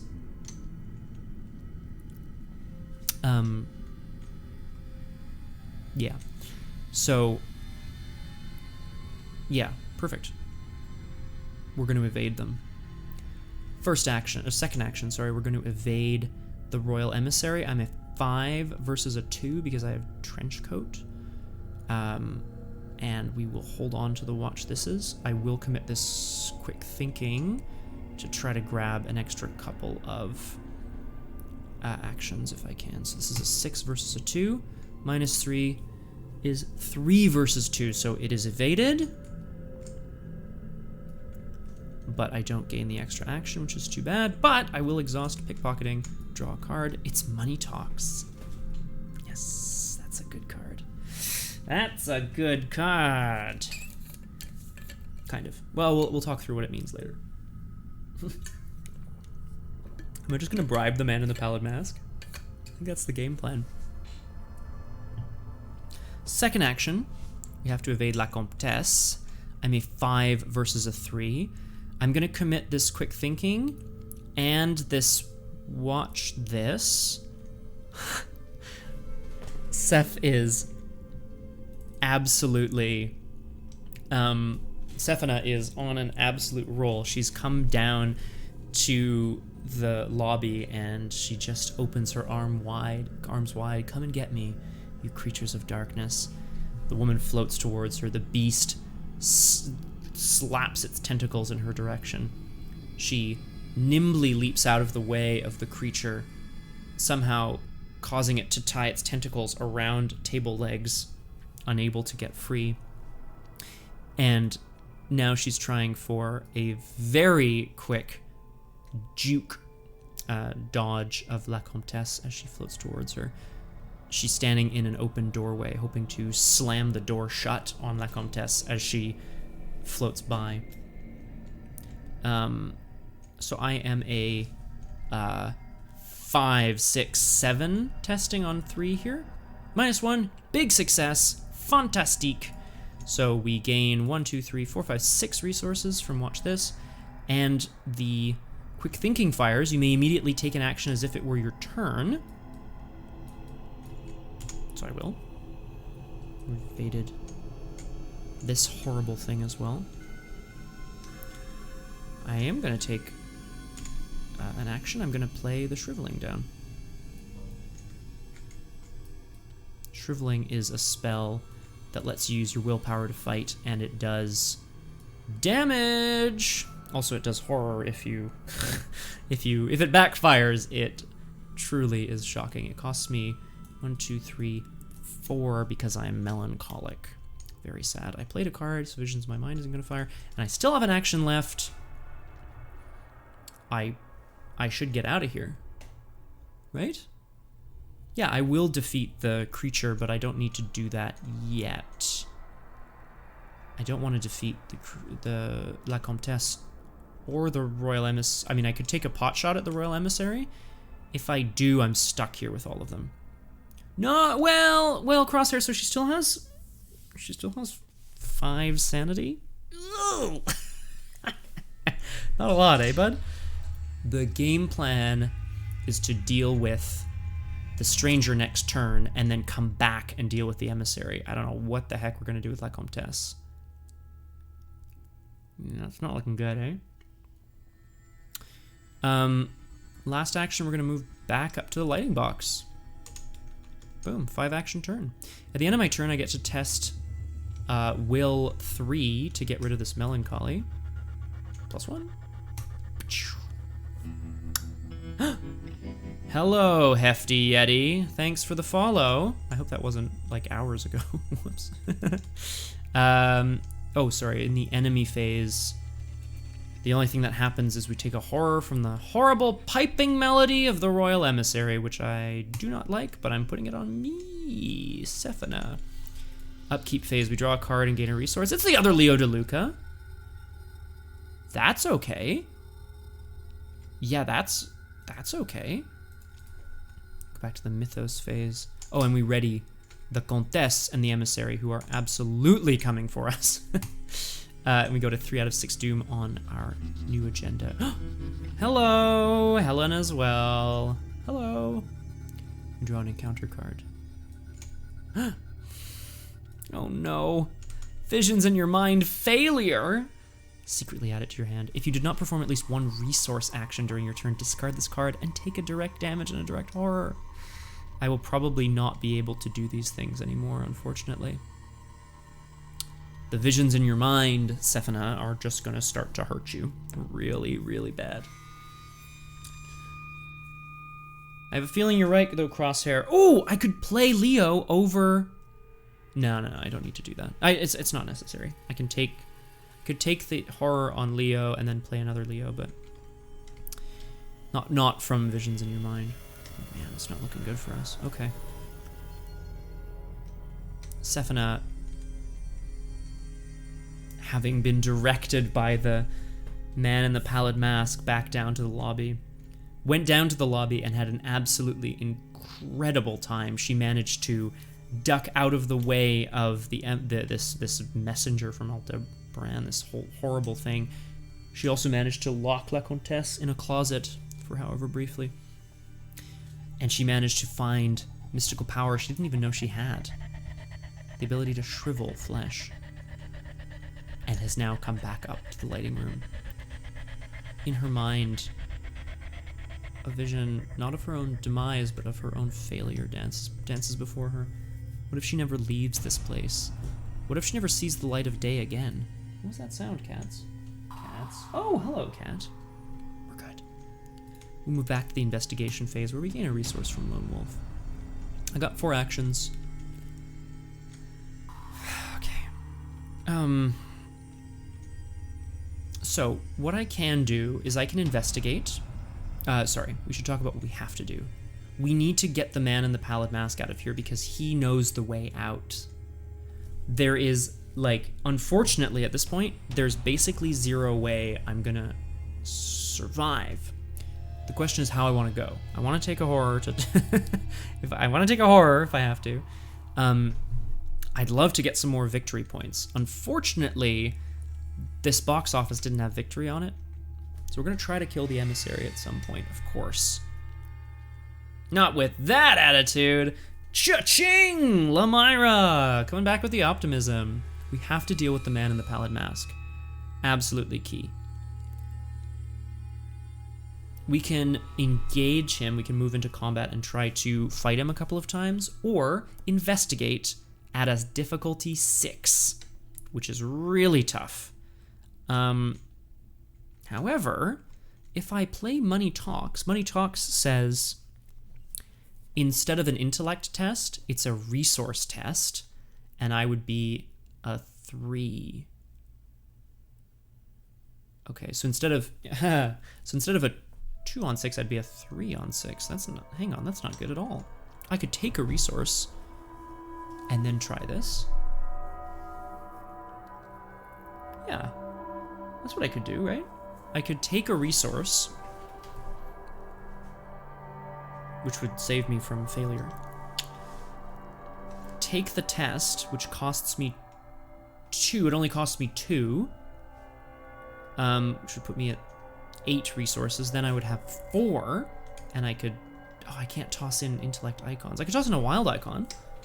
And then I'd be testing at a 5 on 6. Oh my god, it's horrible. Otherwise, I've got 2 intellect, and I'm throwing in like a sneak attack and a Leo DeLuca and a thing. It's just terrible. Maybe if I take a bunch of money. Maybe if I just take a bunch of money and try it. Or we just straight up kill the man in the pallid mask. Engage, evade, sneak attack, fight. He's gone. And then we've got a couple of other enemies with us, but you know, maybe that's doable. Right? No, it's not crazy. It's not crazy, guys. Oh, it's just so many more actions. What I'd love to do is just be able to take this test and succeed. Money Talks is, oh yeah, right. Money Talks is gonna cost me 2, so that'll take me down to 7. Yeah, 4 versus 6. It's not crazy, it's just a path to death. Just one. Oh, sir, it's just one. I don't want to play cards, I just want to fight things. Rawr. Okay. Hello, Boschoff. Welcome to Doomed. Solo playthroughs through Arkham Horror the card game with a focus on roleplay and storytelling. #brand. The roleplay and the storytelling has gone to hell as I realize I'm surrounded by horrific enemies. I could also, of course, go back to the lobby, evade, fight, and just... I could try not to... I don't want to advance the agenda. I can't resign yet. I can't get out of here is the only problem. So if I'm defeated, I just don't want the emissary to come back. I have to... They're gonna come in and deal me 2 damage and 2 horror, which is like a ton of damage and horror. Not great.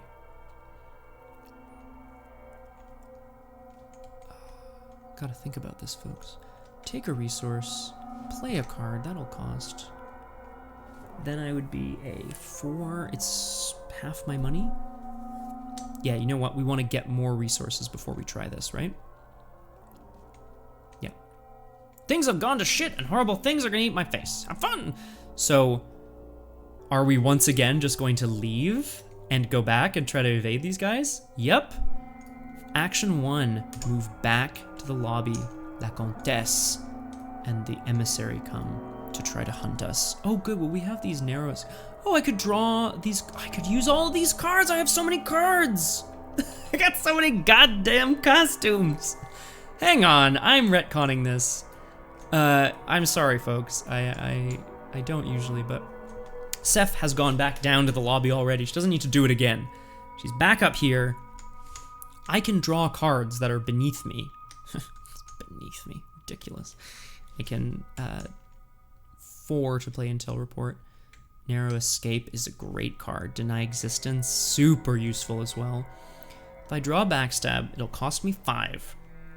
But I get to fight 4 on 4, but I can commit some intellect icons. That seems better. Yeah, that seems better. Okay, action 1. Backstab comes to hand.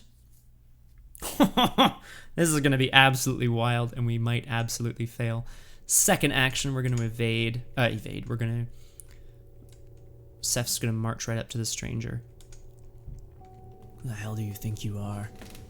The man in the pallid mask with his perfect black suit. Indeed, it's time. We have all laid aside disguise, but you. And then Scott draws a skull. Oh, that skull! Skull! It's very possible, Crosshair. Do we evade and then backstab? If I evade, I get to draw a card. I could also just go for the big play right now. I probably should, right? She can't figure out what he's trying to tell her with his silence, his impeccable clothes. He motioned to the lobby, but there was nothing there except the beasts returning. All she knows is that this is the creature she has to deal with. I'm gonna spend 3, 4, 5 because I'm in the lighting room. Oh, actually, is this assets or is it all cards? it's all cards.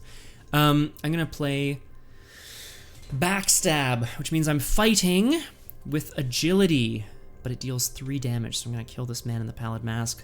Pronto! I mean, hopefully. Okay, so we're fighting. I have 4 agility.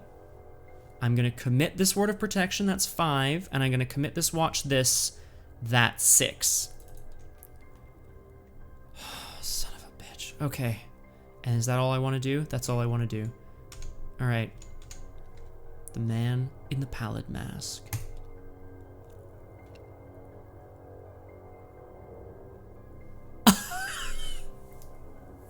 You all saw it! Hi, welcome back to Doomed. Playthroughs of Arkham Horror, the card game where Scott goes absolutely insane. The tentacle is the automatic failure token. We talk about risk reward. I put everything I had into that action, and it failed. Like actually everything. So last action I just have to, oh, I'm totally gonna die next turn. Did I play a card? I didn't even, yes I did play a card, so that's not gonna go. It's absolutely incredible! Push off, you didn't understand! I'm gonna evade the man in the pallid mask so he doesn't, don't want to say I told you. You said a skull crosshair, that would have been fine! No, it wouldn't have been fine. This is much worse. We're gonna evade, I'm a 5 with my trench coat. Hey! There's that +1.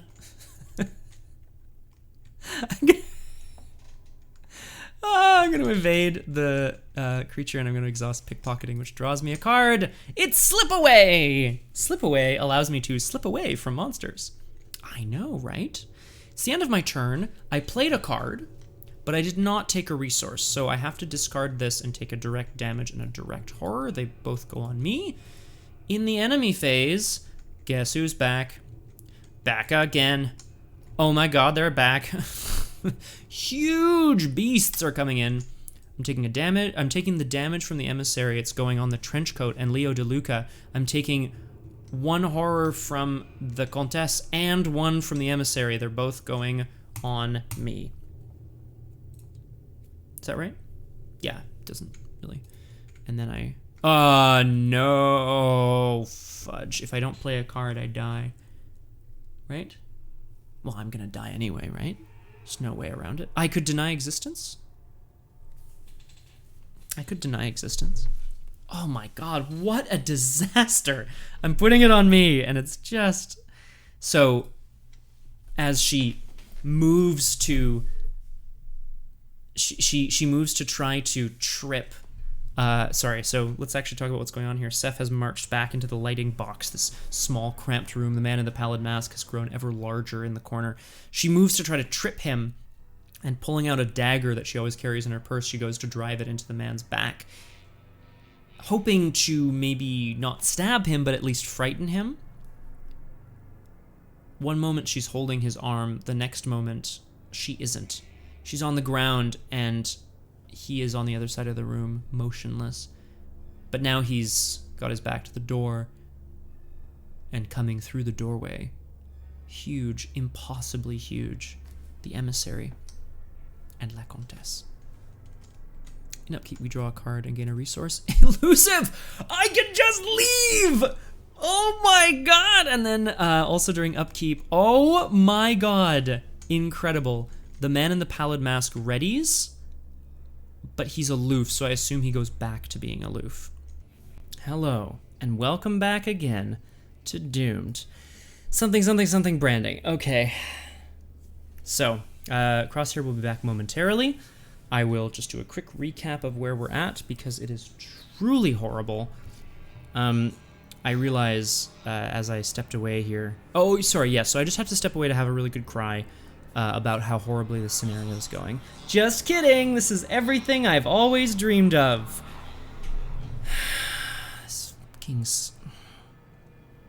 The game plan for this deck eventually is to... Well, it's a rogue, so she's gonna get really rich. She's gonna spend experience on things like it's okay, Boshoff. I'm just getting around. We're gonna be adaptable. We're gonna be streetwise. We're gonna be able to spend money to like boost our intellect, to find clues, to like be able to. Thanks, guys. Be able to like. Oh, here, hang on.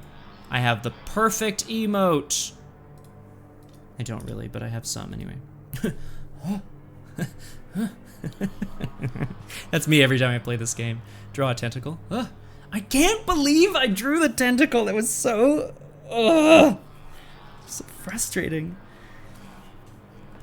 Like I said earlier, The Elder. Hi, Crosshair. Yeah, there we go. Biff the Boss Rage.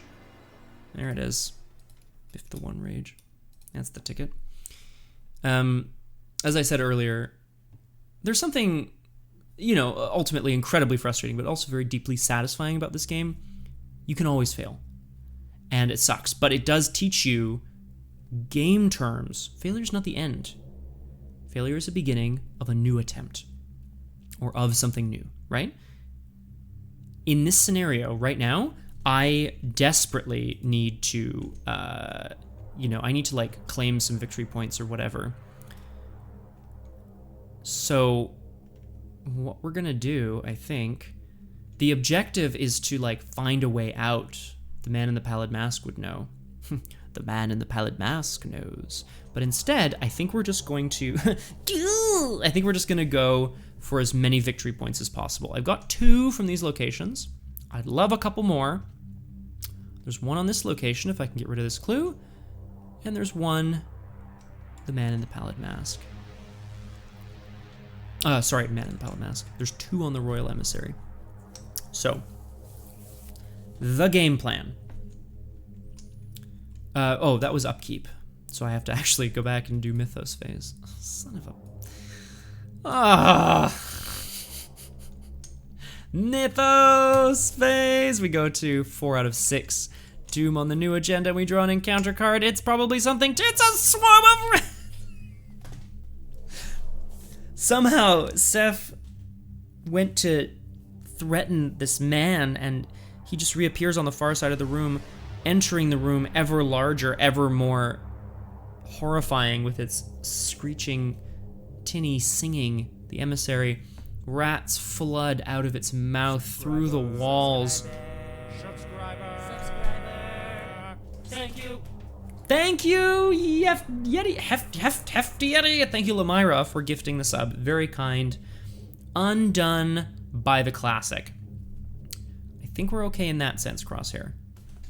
Here's the game plan. We're gonna get as many VP as possible, and then we're gonna fall on our sword, and we're gonna take a mental trauma. It's mental trauma. We have lots of sanity, so I think we're okay there.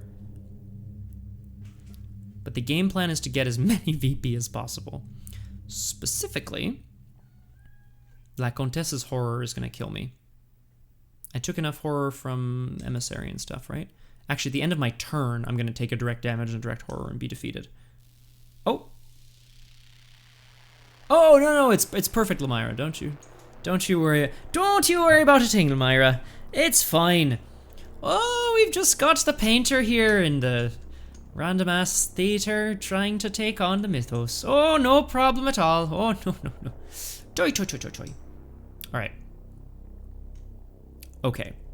I don't have enough. My investigation phase begins and I gain a resource from Lone Wolf. I can't play elusive. Elusive would just let me literally teleport away from all of these enemies. That's the crazy thing. That's how powerful elusive is right now. In solo, the fact that I've got 3 enemies with me is absolutely insane. Elusive is fast and lets you say, poof. Now, if I take a resource so that I can't play elusive because all of the cards in my hand cost extra. So I can't play it. If I could, I would just get out of here and then I'd be alive for a bit anyway. Yeah, I can't. So, what I want to do instead, I want to evade the emissary and then I want to shoot 3 bolts of energy at it and kill it. Then I'll die, but at least I'll have killed the emissary. Suck it! Rousseau for the win! Okay. Sefina realizes she is surrounded, and if she is going to go down, then she is at least going to go down swinging, or in this case, blasting. She is going to attempt, the reason I'm going to attempt to evade the emissary, it'll draw me a card, because I pick its pockets, I guess. Doesn't have pockets. That's not a pocket. And also it turns off retaliate, so if I fail, it doesn't hit me immediately, which is probably good. So, oh, thank you, Crosshair, for the, yeah, so I can spend an action to draw any of these. and it doesn't provoke attacks of opportunity, which is great. Deny Existence specifically says cancel taking damage or taking horror. So theoretically I could survive. No, I couldn't, because yes, I could, actually. I could theoretically survive a turn. So if I miss this, I'm gonna draw Deny Existence, and then I'll deny the horror from something, kill Leo, and still be alive somehow, which is just absolutely wild. Narrow Escape is also a great card. Narrow Escape, look at that art again. Look at the dudes on the bike. They're just like, ah, get me out of here. Next time I'm driving. Cancel an attack of opportunity, you get +2 skill value. Cancel an attack of opportunity. I'm currently facing down 3, so not gonna happen. We're gonna evade this emissary. First action, I am a 5 evading a 2, and that is what I'm going to do. Doodly doodly doodly do. And I'm gonna commit this to be 6. Fantastic, evaded. Suck it. Second action, we're gonna blast it. We're gonna shoot it with bolts of energy. Now, unfortunately, I'm realizing my plan is falling by the wayside here because I I could take, what could I do for an attack of opportunity? I could cancel an attack of opportunity playing this so that I get +2 on my attack. But then I die. Yeah, then I die. So I can't do that. You can't do that. Draw the Narrow Escape. Do something. Attack. Not enough. Just shoot it 3 times. I have a will of 4 versus 4. What are my odds? Not good, right? There's a +1, there's a couple zeros in the bag. There's maybe I know, Crosshair, isn't it terrible? I thought this well, I didn't think this campaign would be different, but I was sitting here going like, maybe I can actually I could also just like evade. Oh, did I draw a card from pickpocketing? I didn't. Let's do that first. It's a Ward of Protection! The reason I'm excited is because it has a wild icon on it, which is a +1 on any test. It feels pretty good. I could also just evade, and get the hell out of here, but then I take a horror from the emissary, and it kills Leo, and then I'm in trouble. And then what? Like I'm just treading water, right? Then I'm just trying to get different victory points. Whereas I should just try to kill this guy. I should just try to kill this guy so I can get the hell out of here. What are my odds? I'm not even gonna check. What are my odds of drawing 0 or better twice out of 3? Really bad, right? I've never been one. You've never told me the odds before, you bastard. Oh, I could sneak attack. I don't have enough resources. Son of a... This is the thing, Crosshair. Like, you know, it's one thing when you're playing solo, treading water doesn't get you anywhere because there's no one to come and, you know, have your back. I should have known Seth was going to struggle with this because this scenario. The man in the pallid mask is a tough enemy for a level 0 investigator, and it says the other way to deal with it is to investigate at +2 difficulty, and her book is so crap that she's having a lot of trouble.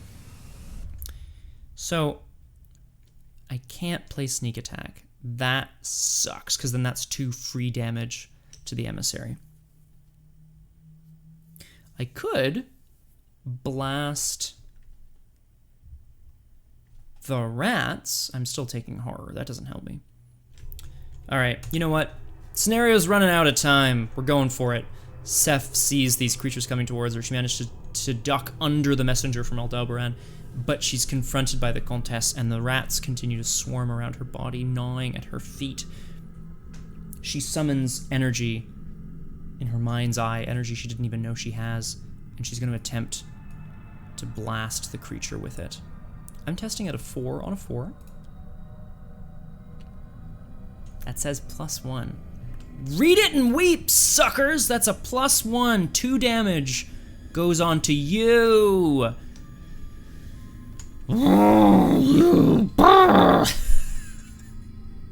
I'm obviously furioso, and I'm so sorry about it. My god, okay.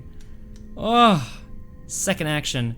She draws her hand back again, looks at it, doesn't understand what's just happened, but again, forces energy that she's channeled from her mind out of the palm of her hand and tries to blast the creature in front of her.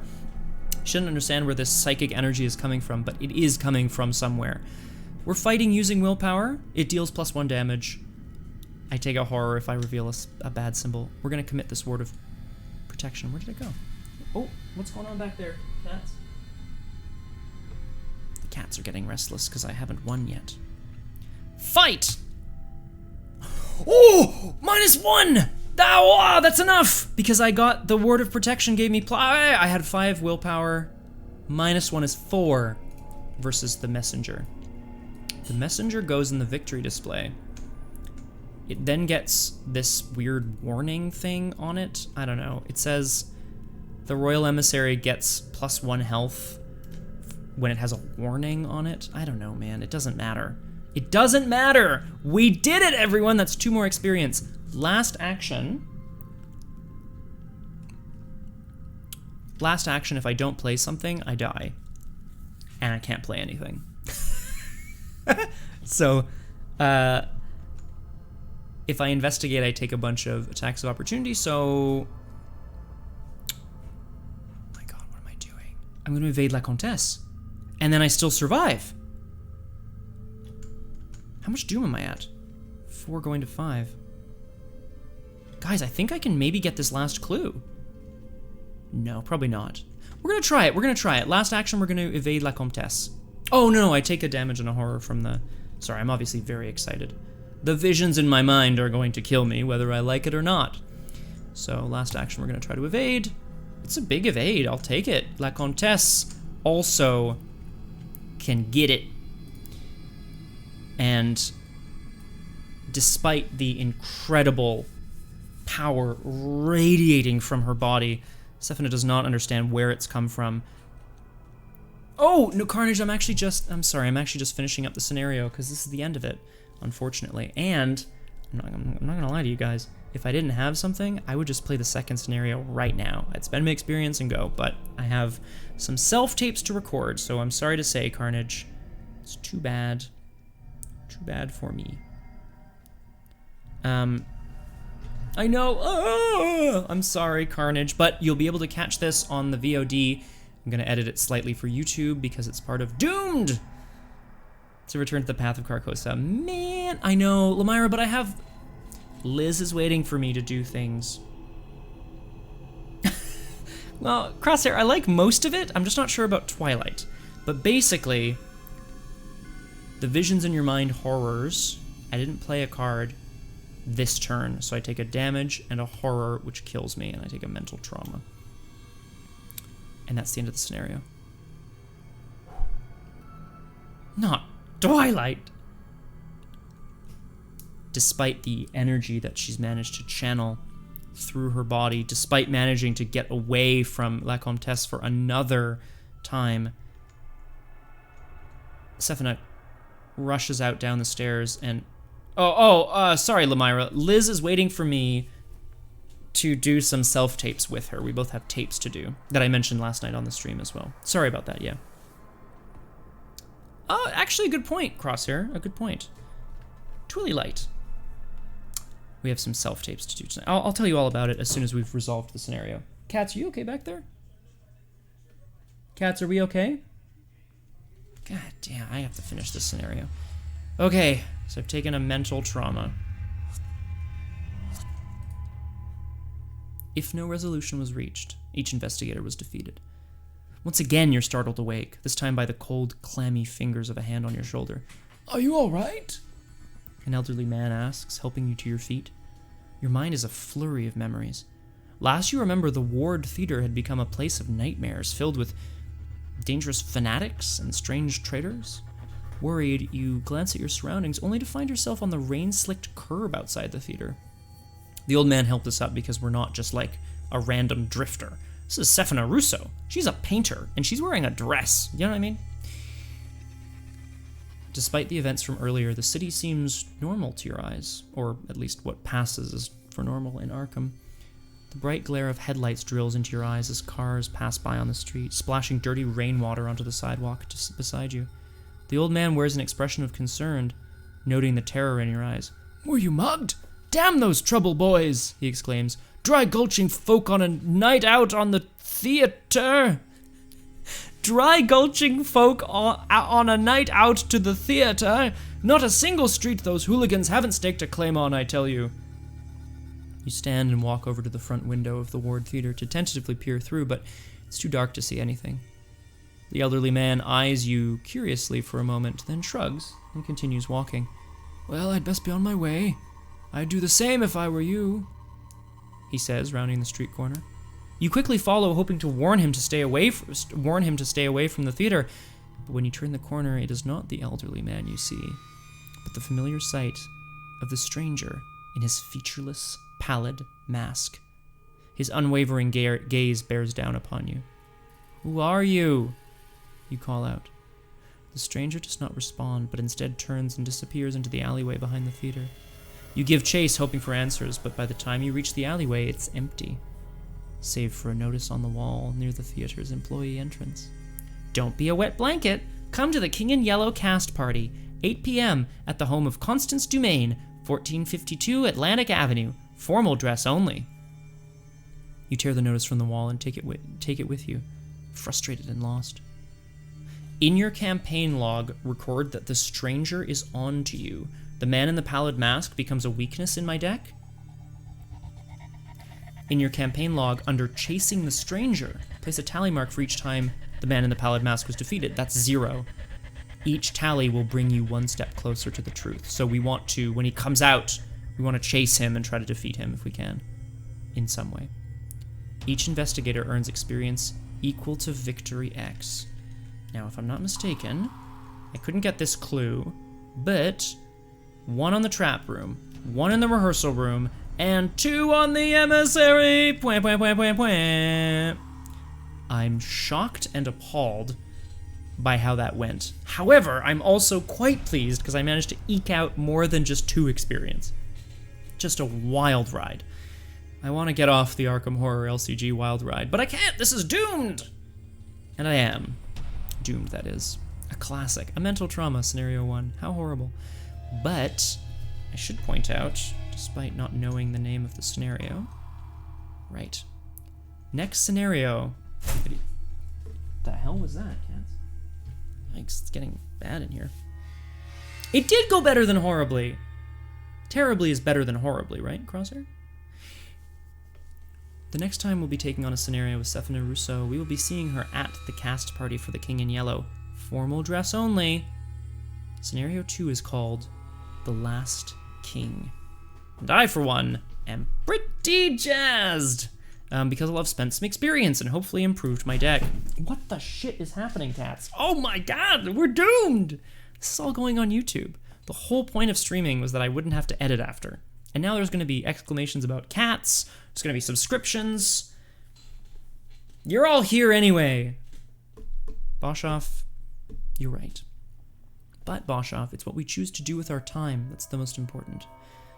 Check out RPG Clinic on Twitch and YouTube if you want to see not more of this, but more of role-playing. Look! Yay, Crosshair! Sorry. It is perfect, Crosshair. It looks great.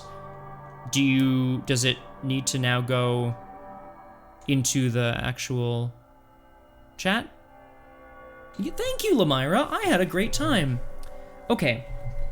Just thinking out loud here, we did pretty well. We got some clues. We ended up getting surrounded by enemies, which I thought I could take, but I obviously couldn't. Biggest problem? Stuck in the lighting box. Now, I know that sounds like a euphemism, but what I mean is the lighting box... Okay, cool, Crosshair.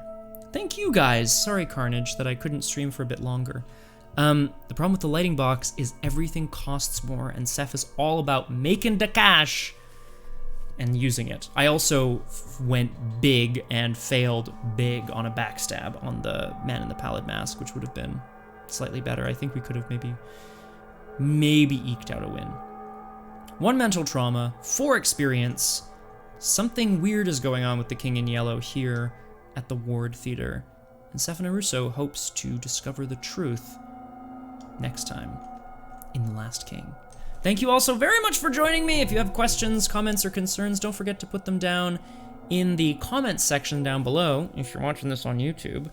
And otherwise, thank you very much. I had a wonderful time. I hope, oh, and thank you, Hefty Yeti. Check out Hefty Yeti's Twitch channel for a few days to check the VOD for our interview that we did today, and I imagine you're saying Hefty, that'll be going up on YouTube as well. I gotta go because I got some sweet self-tapes to do tonight. Thank you all so very much. I had a really great time.